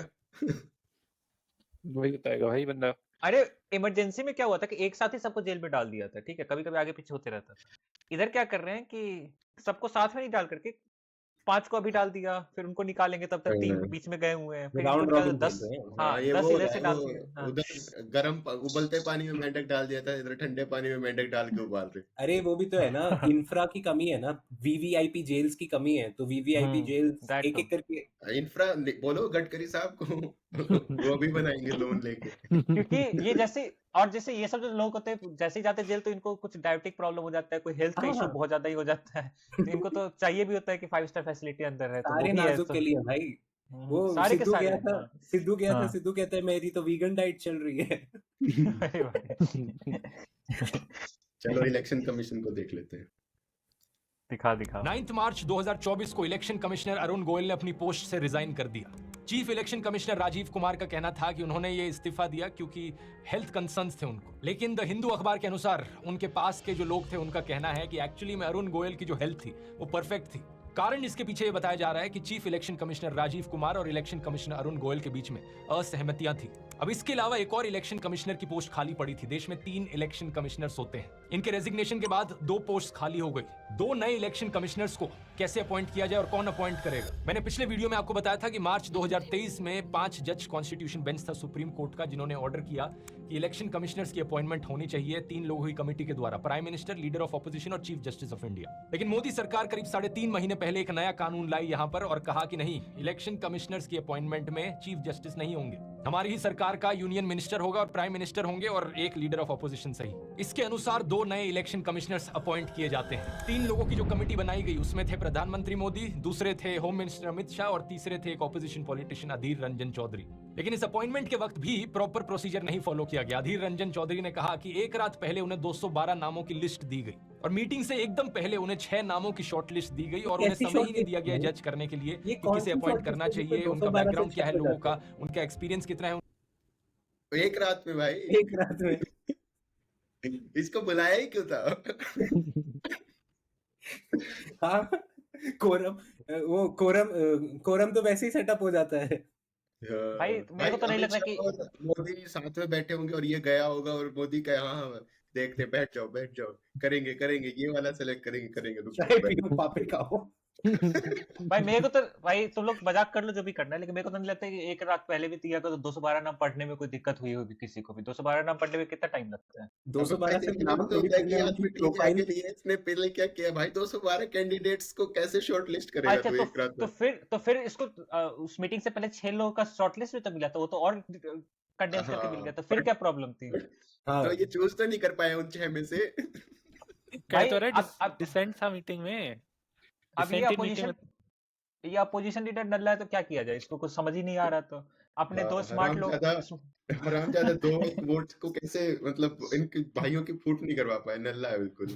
बिल्कुल नहीं ये मीटिंग तो मेरे को कोई ये ऐसे उनका मिजाज नहीं बैकग्राउंड क्या लगी। है, लोगों का उनका एक्सपीरियंस कितना है, उनकी इंटीग्रिटी कितनी है। प्रधानमंत्री मोदी और अमित शाह ने अपनी मर्जी से इन 2 इलेक्शन कमिश्नर्स को अपॉइंट कर दिया। सुप्रीम कोर्ट ने अपनी तरफ से कंसर्न जरूर एक्सप्रेस किया कि ये गलत है कि इस तरीके से सही डिटेल्स नहीं दिखाई गई, लेकिन उसके अलावा कोर्ट ने कोई एक्शन नहीं लिया। कोर्ट ने कहा कि बहुत केओस हो जाएगा अगर हम 2 अपॉइंटमेंट्स को रोक दे तो कौन थे ये 2 नए इलेक्शन कमिश्नर्स जिन्हें अपॉइंट किया गया? बता पहले दो थे भाई, ज्ञानेश बता दो। कुमार, एक रिटायर्ड आईएएस ऑफिसर जो कि एक्चुअली में 2016 से 21 के बीच में होम मिनिस्ट्री के अंदर काम करते थे अंडर अमित शाह। दूसरे हैं सुखबीर संधू जो कि रिटायर्ड आईएएस ऑफिसर हैं और 2014 से लेकर 2023 के बीच में इन्होंने पहले ministry of human resource development में काम किया, चेयरपर्सन ऑफ NHAI रहे और चीफ सेक्रेटरी रहे उत्तराखंड के। क्या इन इलेक्शन कमिश्नर से एक्सपेक्ट किया जा सकता है कि ये फेयर तरीके से लोकसभा की इलेक्शंस कंडक्ट करवाएंगे? ये टाइम ही बताएगा। अब हमारे देश में अगर कोई इंस्टीट्यूशन सही तरीके से काम नहीं कर रहा, एक्सपेक्ट तो कर ही ले, एक्सपेक्ट करने में क्या लगता है। हाँ नहीं वही ना। अब देख वैसे भी अब इतनी तो थीम बन चुकी है ना ध्रुव राठी की कि अगर ये जिसको वोट देने जाएगा वो नहीं जीतेगा तो ये तो यही अज्यूम करेगा क्योंकि इलेक्शन कमिश्नर मोदी ने चूज किया था इसलिए मेरी पार्टी हार गई। बट फ्री एंड फेयर तो नहीं हो सकता यार, अगर लाइक रूलिंग पार्टी डिसाइड करेगी इलेक्शन कमिश्नर को। इलेक्शन कमिश्नर तो हाँ नहीं, वो- मेरे को इलेक्शन वो commissioner policy- suppose to be independent ना। मैं वो 100% तेरे साथ हूँ। वो जो एग्जिस्टिंग स्ट्रक्चर था वो अच्छा था, CJI और प्राइम मिनिस्टर और लीडर ऑफ ऑपोजिशन, वो किसी के वो पास भी clear- एग्जिस्टिंग स्ट्रक्चर ऐसा नहीं था, वो सजेशन था। पहले तो और भी उल्टा हालत था, पहले 2 ही लोग होते थे चेयर करते हुए इस चीज को, और जो प्राइम मिनिस्टर कहते थे वही होता था। अभी नहीं, 3 लोग आ गए हैं। भाई मेरे को स्कूल की सिविक्स से जो याद है वो यही याद है कि it is chief justice of India, prime minister and ये लीडर ऑफ ऑपोजिशन। बट तो ठीक फिर है, वो चीफ सर्च जस्टिस ऑफ करके viewers. Chief justice of India को प्राइम मिनिस्टर अपॉइंट करवा देता था, वो भी ये बात तो ठीक है, मतलब हाँ जो वो भी तो है, वो तो है। हाँ CJI को PMO ही हाँ, फाइनल वो देता है। हाँ, अभी CGI बट से पॉइंट वही है ना PMO कि का इस रिलेशन ध्रुव अच्छा नहीं चल रहा। इस हाँ। ध्रुव राठी जैसे गधे लोग भी क्वेश्चन ना कर पाए। सिस्टम ऐसा होना चाहिए ना, सिस्टम ऐसा बनाओ ना कि ये क्वेश्चन ही ना कर पाए इलेक्शन कमिशन को। बट अभी क्वेश्चन तो हमेशा ही होएगा ना। बट यार बिल्कुल Like, इतना ऑब्वियस पिछले तो इलेक्शन कम में तो भी कर क्वेश्चन हाँ। हुई।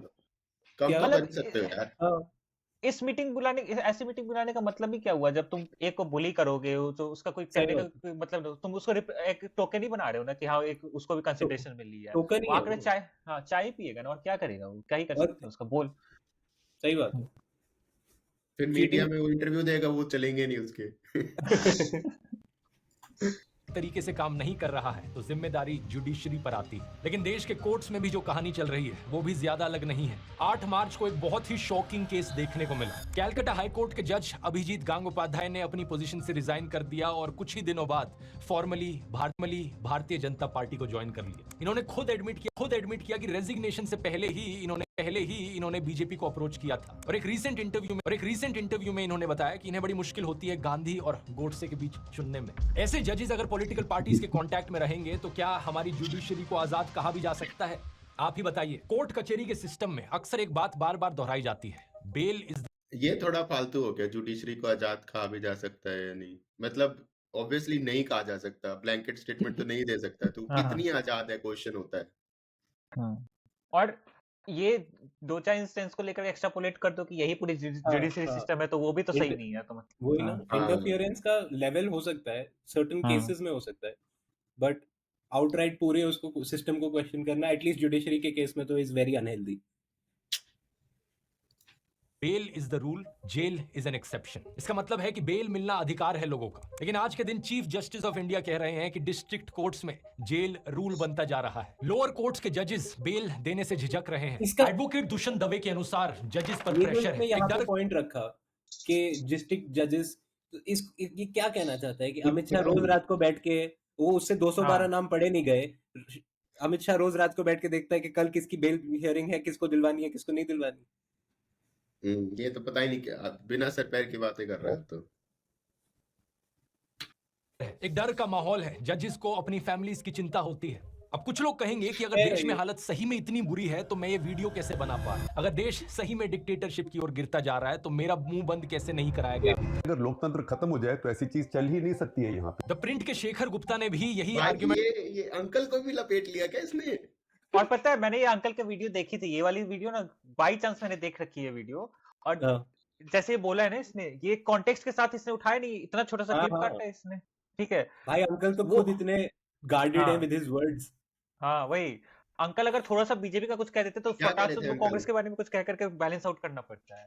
नॉट क्या कह एग्जैक्ट रहे थे वर्ड्स अंकल मुझे इसके याद बारे है। में? ही वाज लाइक कि देखो उसका भी यही कहना था कि परफेक्ट डेमोक्रेसी तो ये नहीं है, लेकिन ये कह देना कि डेमोक्रेसी खत्म हो गई ऐसा भी कुछ नहीं है, इसका उसका ऐसा मीन था कहने का। इसने बस वो वाला पार्ट उठाया। अच्छा अच्छा, तो वो यही कह रहा है कि लाइक मतलब खत्म तो नहीं हुई है क्योंकि हाँ बोल तो हाँ पा रहा है ये ठीक, हाँ तो पर वो ये नहीं कह रहा था कि परफेक्ट चल रही है। हाँ हाँ वो भी कह रहा है, लेकिन अब इसने इसको सबसे पंगे लेने हैं। और एक डिफरेंस है देख, शेखर गुप्ता के वीडियोस जब भी मैं देखता हूँ और हाँ थोड़े टाइम से वो ये सवाल उठाता आ रहा है कि सिस्टम कितना परफेक्ट है और कितना इम्परफेक्ट है, बट ही हाँ लीव्स इट एट दैट कि आई हाँ I leave that to your judgement the viewers, कि क्या आपको हाँ सिस्टम परफेक्ट लग रहा है नहीं लग रहा। ठीक है, वही मैं जब अपना तुम ओपिनियन नहीं दे रहा, ध्रुव हाँ राठी अपना ओपिनियन दे रहा है हाँ और फीड कर फिर रहा कह है। रहा है मेरे को इट्स कि अब नॉट तुम जस्ट बताओ। देना। हाँ इट्स नॉट जस्ट देना कि ओपिनियन देकर के छोड़ दिया तुमने कि हाँ मतलब अप टू ऑडियंस की वो कैसे लेते हैं। तुम फीड करने की जब कोशिश करते हो ना कि यही है जो सच है, प्रीच कर रहा तो है, वो ये अपनी प्रॉब्लम है। ओपिनियन प्रीच कर हाँ रहा है। हाँ इसका प्रेजेंटेशन मॉडल इज कि देखो जो मैं बोल रहा हूँ मेरी बात मानो। हाँ हम्म क्योंकि मैं ऐसे ऐसे एंड करके बोल रहा हूँ तो वो एनालिसिस कर लिए मैंने पूरी, तो हाँ तुम बस समझ लो, सीधे ले लो इस चीज को। एंड फिर ये हाँ बट ट्रिगर पॉइंट्स बोल देते हैं ना लोगों के, तो लोग फिर कमेंट्स में भी आ जाते हैं ना, जैसे हमारे में आए थे कि ओ ये कैसे बोल दिया तुमने। मोदी मुर्दाबाद। शेखर गुप्ता ने भी यही आर्ग्यूमेंट उठाया था मेरे पिछले वीडियो के बाद। इन सब लोगों के लिए मेरा एक सवाल है, स्क्रीन पर इस वीडियो को देखो और मुझे बताओ कि ये गाड़ी टूटी हुई है या सही सलामत है। कैप्चा सॉल्व करवा अब कोई भी नॉर्मल इंसान कहेगा ऑब्वियसली भाई टूटी हुई गाड़ी है, लेकिन शेखर गुप्ता का लॉजिक अगर यहाँ इस्तेमाल किया जाए तो वो कहेंगे देखो गाड़ी में ड्राइवर बैठा है, गाड़ी चल रही है, इसका मतलब गाड़ी सही सलामत है। ड्राइवर तो कहाँ सेंस है बैठा इस है बात भाई का। इसमें? मेरा मुंह बंद नहीं हुआ बेटा कौन है ड्राइवर भाई? ड्राइवर को बनाओ पे प्राइम मिनिस्टर भाई।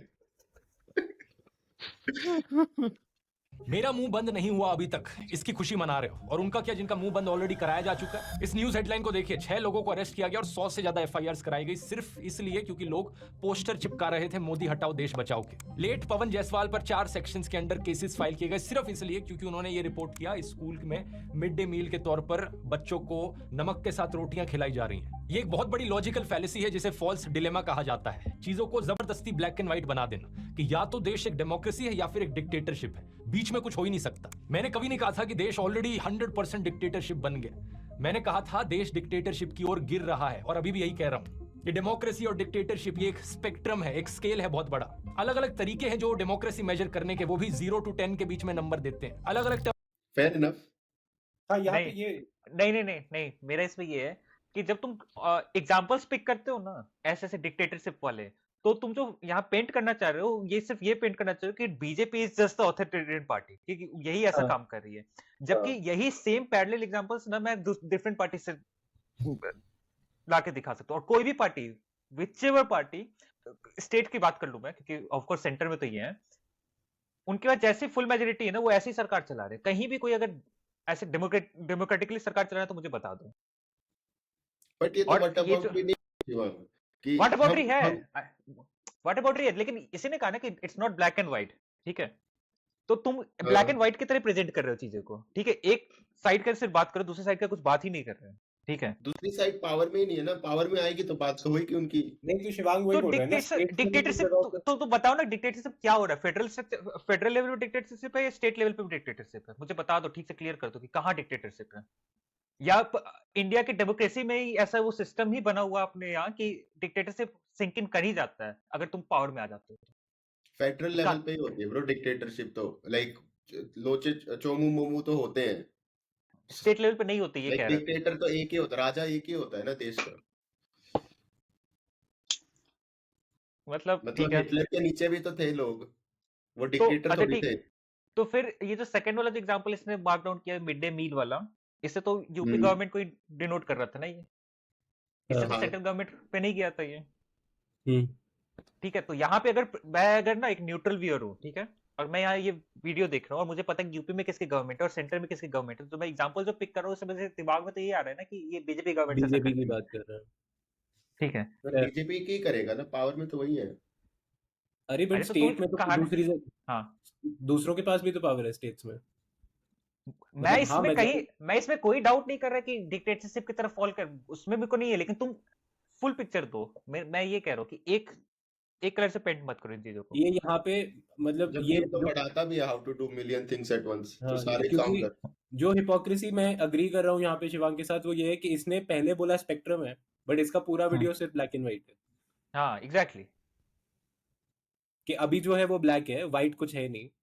व्हाइट था या होगा अगर ये नहीं तुम रहेंगे। तुमने स्मार्टली देखा उस समय भी वो हुआ कि इलेक्ट्रल बॉन्ड सभी पार्टी ने लिए हैं, ठीक है, लेकिन फिर बीजेपी की अच्छा। सिर्फ बात हो रही है, ठीक है।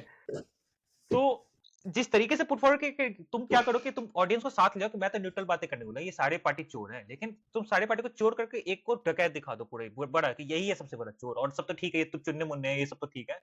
अब इसके बारे में बात करते हैं। तुम ही एक तरीके से पूरी चीज को ब्लैक एंड व्हाइट कर रहे हो। इसका एक एग्जांपल मेरे पास है इलेक्ट्रल बॉन्ड वाला। तो जब तमिलनाडु में इलेक्शंस हुए डीएमके। थे, जब इलेक्शंस हुए थे तो डीएमके ऐसे बहुत एंटी था टुवर्ड्स ये कोई लॉटरी किंग की कोई कंपनी, एंड चलो, after DMK coming to power maximum चंदा उसी के पास से आए।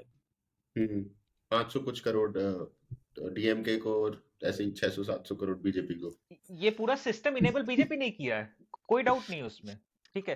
फायदा सभी उठाया ना, तो सबकी बातें करो। मेरा ये है कि ना तुम जो जैसे पिक्चर पेंट कर रहे हो ना यहाँ पे कि यही सबसे बड़ा गुनाहगार है, वो नहीं है। मैं तो कह रहा हूँ कि सबसे बड़े गुनाहगार यही है, बीजेपी वाले ही है सबसे बड़ा। इन्होंने अगर घोटाला वो कहना कह है रहे तो हैं घोटाला ये बताए कि हाँ। सबसे बड़ा गुनहगार ये है, लेकिन और भी हैं गुनहगार छोटे मोटे। हाँ एग्जैक्टली, वो कितना स्मार्टली उसको हटा दिया गया ना पूरे पिक्चर से, तुम देख रहे हो। मतलब क्योंकि मुझे अभी रिकॉल हो रहा है ये चीज, क्योंकि एसेंशियली डेमोक्रेसी का तो मतलब यही है ना कि मैं सब पे सवाल उठाऊं।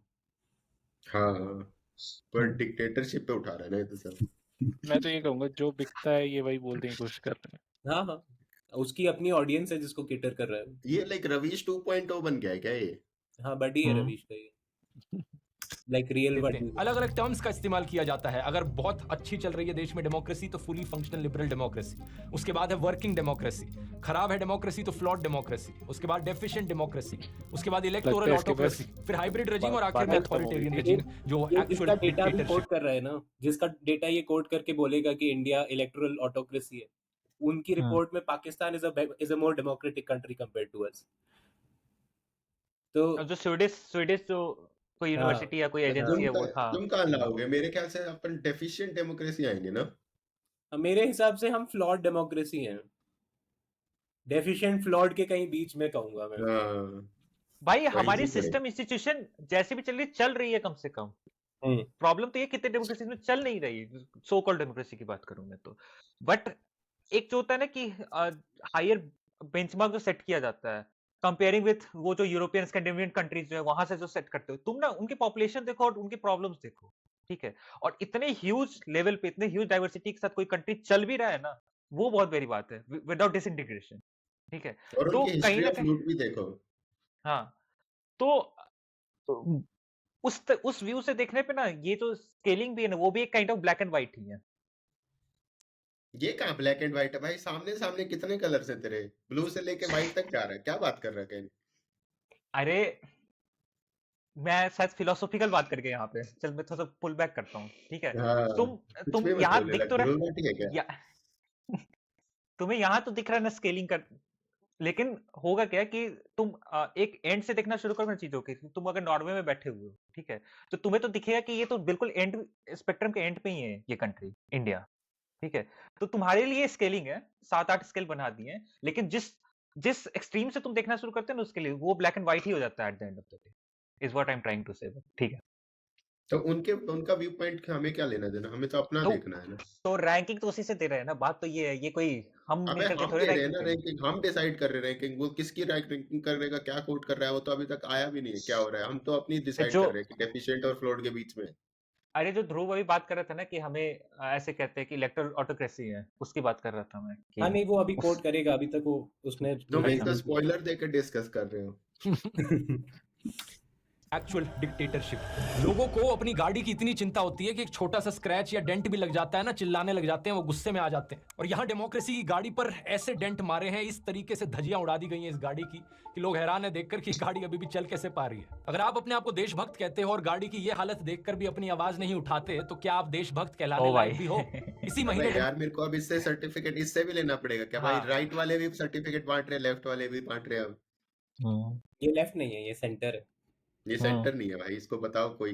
इसी महीने डेमोक्रेसी रिपोर्ट 2024 रिलीज हुई स्वीडन के वी डेम इंस्टीट्यूट के द्वारा, और इसने इंडिया को पता है कौन सी कैटेगरी में डाला है? इलेक्टोरल ऑटोक्रेसी की कैटेगरी में डाला है। फुल डिक्टेटरशिप से 2 कदम दूर। इसका मतलब है कि देश में मल्टी पार्टी इलेक्शंस तो हो रही हैं, लेकिन एक फेयर लेवल प्लेइंग फील्ड नहीं मिल पा रही है। लोगों की आजादी खत्म करी जा रही है। इस रिपोर्ट में लिखा है कि मोदी सरकार ने सेडिशन, डिफेमेशन और काउंटर टेररिज्म जैसे कानूनों का इस्तेमाल किया है अपने खिलाफ उठ रही आवाजों को दबाने के लिए, और जल्द ही इसने जो कहा तो उसमें सही तो कहा इसने। फिर लेवल प्लेइंग फील्ड नहीं मिल रहा, और अरेस्ट हो रहे हैं क्रिटिक्स का सेडिशन, यूएपा वगैरह लगा के, और क्या उसमें तो सही कोई तो डाउट कहा। ही नहीं है। The current establishment is not very conducive to criticism. Criticism. अरे बिल्कुल। वो तुम एक काइंड ऑफ कि तुम रैंकिंग देख करके उसका रीजन ढूंढ रहे हो, ये वाली बात है कि अब ये लिस्ट कर देते हो, तुम्हें मेक बिलीव करा देते हैं कि नहीं, हाँ मैं ये देखो उसकी मैं रीजन। यहाँ पे उसकी बात मत ये कर। नहीं है क्या रीजन? अगर ये रीजन हो देने नहीं की रहा बात था। है तो फ्लॉड डेमोक्रेसी की अगर बात करिए तो like we can go to US, और वहां भी बहुत सारे ऐसे, मतलब अगर मेरे को लिस्ट ही करनी है कि क्या क्या प्रॉब्लम्स है, उसके बाद तो मैं बहुत राइट भी जा सकता हूँ इसमें उनको रैंक करने में कि ये भी ऑटोक्रेसी है एक तरीके से। अगर हमसे अगर तो मैं बेटर ही है देखो। हाँ ठीक है बेटर, लेकिन वो ऑब्जेक्टिविटी लूज कर देख जाते हैं ना जब हम एक इंटेंशन के साथ जाते हैं। देख वो ठीक है, बट इस पे तो मेरी तरफ से कोई इस पे आर्ग्यूमेंट नहीं है कि अच्छा लेवल पे फ्री लाइक स्पीच वी तो आर नहीं फार है फ्रॉम हमारे इधर। डेमोक्रेसी, वो we are far from democracy, वो तो है ही डेमोक्रेसी नहीं नहीं, जो मैं तो डेमोक्रेसी जस्ट के फ्री स्पीच स्टैंडर्ड। की अगर बात करूं हाँ, तो अपने वहाँ फ्री स्पीच का तो सीरियस इश्यूज हैं free speech. What I am trying to say is कि लेट्स नॉट गोइंग टू ये स्वीडिश जो भी एजेंसी है उसका पैरामीटर्स की वो हमें बताएं कि हम कैसी डेमोक्रेसी हैं। वी नीड टू और जल्द compete ही with इस ourselves. लिस्ट में एक और कानून भी ऐड हो सकता है। ब्रॉडकास्टिंग सर्विसेज रेगुलेशन बिल 2023 के अंदर नए आईटी रूल्स लाने की कोशिश करी जा रही है। इसके अनुसार ब्रॉडकास्टिंग की एक बहुत ब्रॉड डेफिनेशन बनाई गई है। जिन जिन लोगों का यूट्यूब चैनल है, फेसबुक अकाउंट है, इंस्टाग्राम हैंडल है या व्हाट्सएप चैनल भी है, वो सब ब्रॉडकास्टर्स की कैटेगरी में आएंगे। हर ब्रॉडकास्टर को सरकार के सामने जाकर रजिस्टर करना पड़ेगा, और सरकार की एक सेंट्रल इवैल्यूएशन कमेटी होगी जिसको बहुत ज्यादा पावर्स दी गई हैं।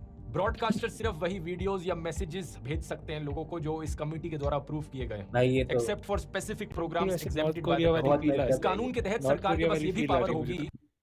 तो हाँ। नॉर्थ कोरिया वाली फील दे रहा है भाई ये तो पूरा। और उसने क्या जो नहीं पता पिछला नॉर्थ वीडियो कोरिया तूने में नहीं क्या देखा है होती। उसमें उसने इंडिया को नॉर्थ कोरिया से ही कंपेयर किया। ओ हो गया क्या कंपेरिजन?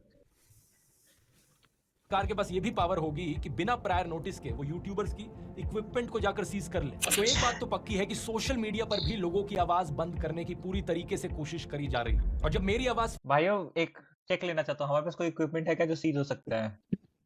भाई लैपटॉप ही ले जाएंगे भाई। मेरा ऑफिस ओ लैपटॉप ले जाएंगे क्या? भाई साहब। भाई ये तो हद ही हो जाएगी भाई, ये हो गया तो। ये तो नहीं होना चाहिए। इसके खिलाफ तो पूरी हम भी तरीके से बंद हो जाएगी, तब क्या जवाब दोगे? तब यूट्यूबर्स अपनी आवाज उठाएंगे। हाँ, हम भी एक वीडियो हाँ, बना देंगे और और फिर हमारे वेट 200 करेंगे कि व्यू आ सब्सक्राइबर जाए। परिवार अनशन करेगा, आमरण अनशन होएगा। हाँ, क्या शाम को पता वह 1 दिन भी कम हो जाए। सुबह 9 बजे से लेकर के दिन आप के 1 दोगे, बजे तब तक। क्या आर्ग्यूमेंट बचेगा? अरे कोई बोलने वाला ही नहीं बचा। इसका मतलब डेमोक्रेसी अच्छी चल रही है देश में। और इस गलत फहमी में मत रहना कि भाई मैं तो सरकार का सपोर्टर हूँ, मोदी सपोर्टर हूँ, मेरा कुछ नहीं जा रहा। अगर देश डिक्टेटरशिप बन भी जाए तो भी मेरे लिए तो सब अच्छा चलता रहेगा। सोनम वांगचुक भी एक बार सरकार को सपोर्ट करते थे जब आर्टिकल 370 हटाया गया था। मेरे ख्याल से ये लद्दाख के लिए बहुत ही खुशी की बात है, उसकी हक थी वो उससे वापस मिला है। लेकिन जब उनके एरिया में कोई प्रॉब्लम आई और उन्होंने अपनी आवाज उठाने की कोशिश करी, 21 दिन तक अनशन पर बैठने के बावजूद भी सरकार का मुंह नहीं खुला। फिर क्या किया इसने फाइनली? डिक्टेटरशिप में एक डिक्टेटर सिर्फ अपने अहंकार, अपनी पावर, अपने क्या इसने सोनम वांगचुक ने अभी क्या किया फिर फाइनली? मैंने उस अभी दिन देखा हाल था। फिलहाल तोड़ दिया में है। वो कहीं बैठा हुआ था। साइकिल्स में कर रहे हैं ये। नहीं 21 तोड़ दिया दिन था। तक की- अच्छा। हाँ, इसने तोड़ पहले करके क्या था, 21 दिन ही का करूंगा 21। हाँ, अब और साइकिल्स में फिर कर रहे हैं, 21 दिन ये करेगा, फिर 21 दिन कोई और कर रहा है, और अभी फिर 21 दिन अभी कोई द और करेगा, लेटेस्ट फिर ये थिंग, वापस आ जाए। नहीं लेटेस्ट थिंग जो मैं देखा हूँ कि ये लोग चाइना बॉर्डर तक मार्च करने वाले हैं, ऐसा कुछ देख रहा था मैं। बट उसकी डिमांड्स तो मेरे को काफी ठीक ही लग रही थी जो वो बोल रहा था। और आप लाइक लोग- मैनिफेस्टो में प्रोमिस भी किया था ना इलेक्ट होने से पहले, तो वो भी लाइक उसका जो मेन पॉइंट मेरे को लगा कि लोकल पॉपुलेशन को जब तक आप इन्वॉल्व नहीं करोगे डिसीजन मेकिंग में, तब तक आपके पास कोई नॉलेज ही नहीं है इस एरिया की।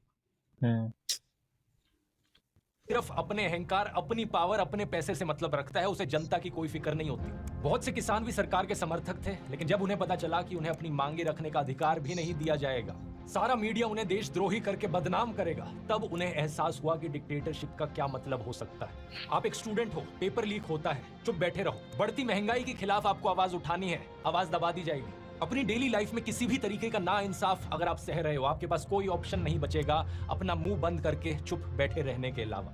बेरोजगारी और महंगाई जैसे मुद्दों पर तो ये चीज हम ऑलरेडी होते हुए देख सकते हैं। अगस्त 2023 में minister of state Jitendra Singh ने पार्लियामेंट को बताया कि 9,60,000 से ज्यादा सेंट्रल गवर्नमेंट जॉब्स वेकेंट पड़ी हैं। प्राइवेट जॉब्स की बात करी जाए तो हायरिंग प्लेटफॉर्म इंडीड ने फरवरी के इस साल में बताया कि दिसंबर 2021 से फ्रेशर जॉब पोस्टिंग्स डिक्लाइन होती जा रही हैं। मार्च 2024 की ये रिपोर्ट फ्रंटलाइन की है। आईटी सेक्टर में भी हायरिंग डिक्लाइन देखने को मिल रहा है। जॉब्स की सिचुएशन इतनी खराब है कि हाँ, मतलब ये तो सरकार सेंट्रल गवर्नमेंट वाले कर ले। ये अगेन आउट ऑफ कॉन्टेक्स्ट। हाँ, प्राइवेट सेक्टर जो भी करे भाई, नहीं उसको कोडिंग आती, उसको मैं डाल दूं लैपटॉप के सामने और बोलूं भाई बंद कर कोड। और भाई प्राइवेट कंपनी अगर प्रॉफिटेबल, मतलब उनका प्रॉफिट इंपैक्ट होगी, उनकी बॉटम लाइन इंपैक्ट होगी, तो क्यों हायर करेंगे? तो ये तो इररेलेवेंट है गवर्नमेंट से। कह रहे डिक्टेटरशिप मत करो, फिर कह रहा है कि वो उसमें इंटरफियर क्यों नहीं कर रहे तुम? कर दो यार प्ले। हरियाणा सरकार को 10,000 से ज्यादा कॉन्ट्रैक्चुअल लेबर की नौकरियां एडवर्टाइज करनी पड़ी इजराइल में, एक ऐसा देश जो वॉर जोन बना बैठा है। हरियाणा के यूथ को वहां भेजा जा रहा है सरकार के द्वारा। ये हालत है देश में जॉब्स की। और महंगाई की तो क्या ही बात करनी। पेट्रोल का दाम 90 रुपए से लेकर 110 रुपए तक पहुंच चुका है। जनवरी 2024 की रिपोर्ट बताती है कि यूनाइटेड नेशंस का जो फूड प्राइस इंडेक्स है वो ग्लोबल फूड इन्फ्लेशन को -10। डिक्टेटरशिप तब नहीं होती जब ट्रक में भर भर के ले जाके उनको चुपचाप छोड़ दिया जाता है इसराइल में। टेंडर निकाले गए कि आओ अप्लाई कर लो, इसराइल में जाके नौकरी कर लेना। ये बहुत चीजें लास्ट में मिक्स करके परोस रहा है कि अब आखिरी में गड़बड़ कर रहा है ये। स्टार्टिंग तो ठीक से ही करी थी टोन के अलावा।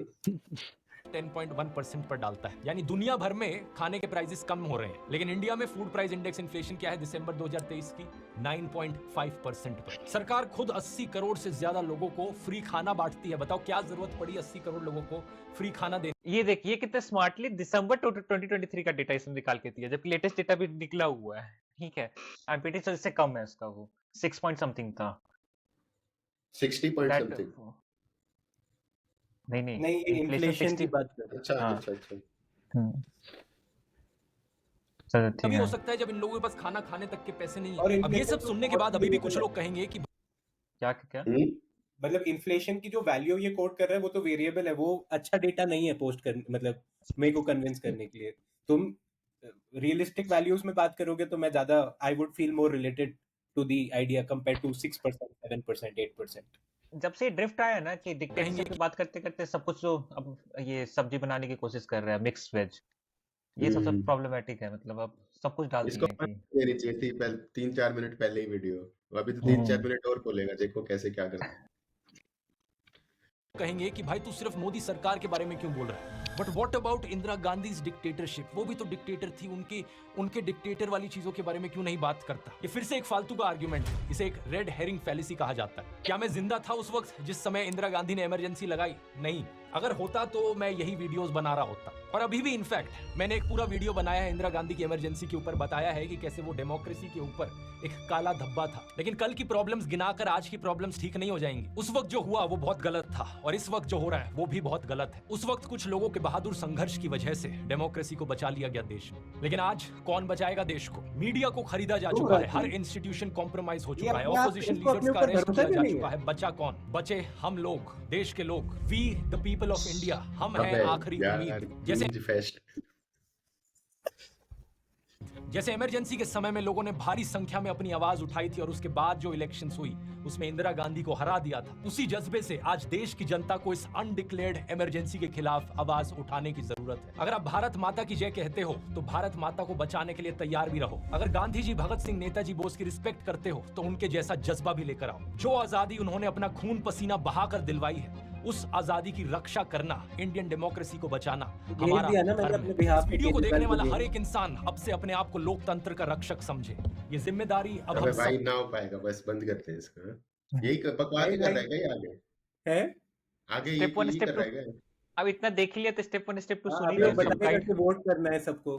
ये जिम्मेदारी अब हम सबकी है। स्टेप 1, अपनी आवाज उठाइए। एक एक आवाज से फर्क पड़ता है। अगर आप अपनी आवाज नहीं उठा सकते तो इस वीडियो को 100 लोगों को फॉरवर्ड कीजिए। व्हाट्सएप ग्रुप्स पर मेरे सब्सक्राइबर बढ़वाओ वरना तुम गांधी के वक्त नहीं हो।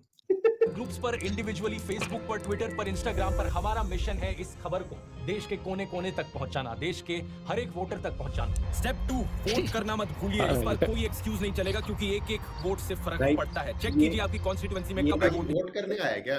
ये कैमरा शॉट उसने इसलिए डाला है कि देख लो मैं हिंदुस्तान आ गया हूँ। कब है वोटिंग। अगर आप देश के बाहर होंगे तो आ जाइए वोट करने, क्योंकि इस बार सब कुछ दांव पर है। इस लिंक पर जाइए, ये लिंक डिस्क्रिप्शन में भी मिल जाएगा, चेक करने के लिए कि आप वोटिंग के लिए ऑलरेडी रजिस्टर्ड है या नहीं। अगर आपका नाम इस लिस्ट में नहीं आता, इसका मतलब आप वोटिंग के लिए रजिस्टर्ड नहीं है। वोटर रजिस्ट्रेशन कंप्लीट करने के लिए इस लिंक पर जाइए, ये भी नीचे डिस्क्रिप्शन में मिल जाएगा। स्टेप 3, अपने आसपास लोगों तक बात पहुंचाइए। क्या आप जानते हैं देश में 30 से 35% एलिजिबल वोटर्स वोट डालने ही नहीं जाते। अपने परिवार में लोगों को कन्विंस कीजिए, अपने दोस्तों को बताइए, अपने मोहल्ले में लोगों को कन्विंस कीजिए। जिस दुकानदार के पास जाकर आप रोज सब्जी खरीदते हैं, जिस धोबी से कपड़े प्रेस करवाते हैं, जो हाउस हेल्पर आपके घर में आते हैं, कितने लोगों को आप रीच आउट कर सकते हैं। और देश की इस भाई इमरजेंसी सिचुएशन की खबर पहुंचे ना पहुंचे, वोट तो वही कर रहे हैं, ठीक है। वोट तो कर वही रहे हैं, शायद हम नहीं कर रहे हैं वोट। जो 17 मिलियन व्यूअर्स हैं इसके, उसमें से कितने लोग वोट करते हैं वो हाँ, क्वेश्चन है। उसका पता करो। हाँ, हमारे 200 तो करेंगे। और उन्हें कन्विंस कर सकते हैं वोट करने के लिए। ये मत सोचना कि मैं अकेला क्या कर सकता हूँ। जैसा कृष्ण गीता में कहते हैं, फल की चिंता मत करो, जो तुम्हारा कर्म है वो कर्म करो। इस वीडियो को देखने वाला अगर हर एक इंसान बस ये ठान ले कि अगले 20 दिन तक मैं रोज 5 लोगों को जाकर इसके बारे में बताऊंगा, उसी से ही काम बन जाएगा। हमें 1 करोड़ से ज्यादा लोग हैं इस YouTube चैनल से जुड़े हुए। एक इंसान को सिर्फ 100 लोगों को रीच आउट करना है और इस तरीके से हम देश के कोने को भाई देख लिया, सल्लू भाई ने करके देखा था, ये नहीं काम करता है। उन्होंने तो 3 का ही टारगेट दिया था, वो नहीं चला। ये 20 ये तो 100 लोगों बहुत तक ज्यादा काम। हाँ, और ये तो बहुत ज्यादा। 5-5-6 भगवान, ये तो कुछ इतना ज्यादा ही समय है एम्बिशियस मेरे प्रोजेक्ट है। और भाई मैं 100 लोग को ढूंढूं कहाँ यहाँ, मैं जापानियों को बताऊं क्या कि पास। अरे तू तो वापस ही नहीं आ रहा, तू तो खुद देशद्रोही है। ठीक है भाई, तो मतलब ठीक ही आखिरी में खराब कर रहा था। देखो, बातें फैक्चुअली जो कही है ना इसने, एक ही लाइन पे कही है। फैक्चुअली कहीं ऐसा नहीं रहा कि बहुत गलत किया है, ठीक है। बट फ्लो जो इसने बनाई है ना कि टारगेट करते हुए, एजेंडा है इसके पीछे पूरा पूरा, ठीक है। वो तो इसका बिल्कुल ही इसका क्लियर है। वीडियो देख के मेरे को ये नहीं लगा कि ये न्यूट्रल ऑब्जर्वर है जो वरीड है। हाँ। लाइक मेरे को वरी तो दिखी, लेकिन वरी इसलिए नहीं दिखी क्योंकि ये न्यूट्रल है। वरी इसलिए दिखे कि कहीं हाँ। सही कहीं फिर से सरकार में आ जाएंगे तो इनको रूट कैसे करना है। ये क्रांतिकारी वीडियो हो सकता है कि नहीं हो इसके सकता, उसका वरी। इक्विपमेंट चुरा ले जाएंगे। ठीक है, मतलब पर लाइक थोड़ा इसका जो सवाल है डिक्टेटरशिप कंफर्म्ड, उसके बारे में क्या है कि मतलब नहीं, कंफर्म्ड का कैसे करेंगे अब, मतलब कंफर्म तो नहीं, बट एटलीस्ट जो मुद्दे उसने रेज करे हैं, जरूरी है कि देश की जनता मतलब जो करंट सुप्रीम लीडर है हमारे, उनके ऊपर उठे थोड़ा। एक सिर्फ सुप्रीम लीडर को मत देखो, थोड़े से एक्शंस भी देखो पार्टी के, ऑर्गेनाइजेशन के और गवर्नमेंट के। और ये बात हमने पिछले एपिसोड्स में भी कही है कि ऐसा कैसे, मतलब ये सरकार को क्या लगता है कि तुम day in day out ED CBI की जांच या रेड एक ही स्पेसिफिक ऑपोजिशन की तरफ होगी, तो मैं मान ही नहीं सकता कि you are trying to clean up the system. ऐसा हो ही नहीं सकता कि तुम्हारी आज सबसे बड़ी पॉलिटिकल पार्टी है कंट्री की, सबसे रिचेस्ट पॉलिटिकल पार्टी है कंट्री की, सबसे ज्यादा इन्फ्लुएंशियल पॉलिटिकल पार्टी है कंट्री की, एंड तुम्हारे पास सारे अच्छे लोग हैं। ऐसा हो ही नहीं सकता। तो खराब लोग भी तुम्हारे पास आके अच्छे हो जाते हैं। तो the people of the country need to realise and sensibly decision making करो। आपको वोट करना है, बीजेपी को वोट दो, लेकिन उनको क्वेश्चन तो करने की हिम्मत रहनी चाहिए अपने पास। एंड वो क्वेश्चनिंग एबिलिटी हमसे छीनी जा रही है, उसमें कोई डाउट रहना नहीं चाहिए लोगों को। हाँ, मतलब ये डिक्टेटरशिप कंफर्म में ये पूछ रहा है कि बच्चा नल्ला है, कंफर्म्ड है क्या? अब उसके 65% मार्क्स आए हैं, अब कंफर्म तो कैसे करोगे? 45 पे जाएगा तब बोलेंगे नल्ला है, बट कंफर्म तो नहीं, बट उस तरफ जा रहे हैं। और ये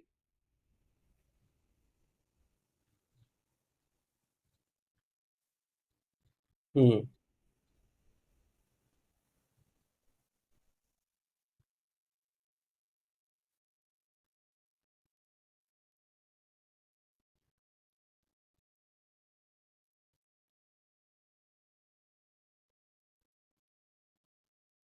ओहो डर गया भाई ये इसकी आवाज दबा दी गई है।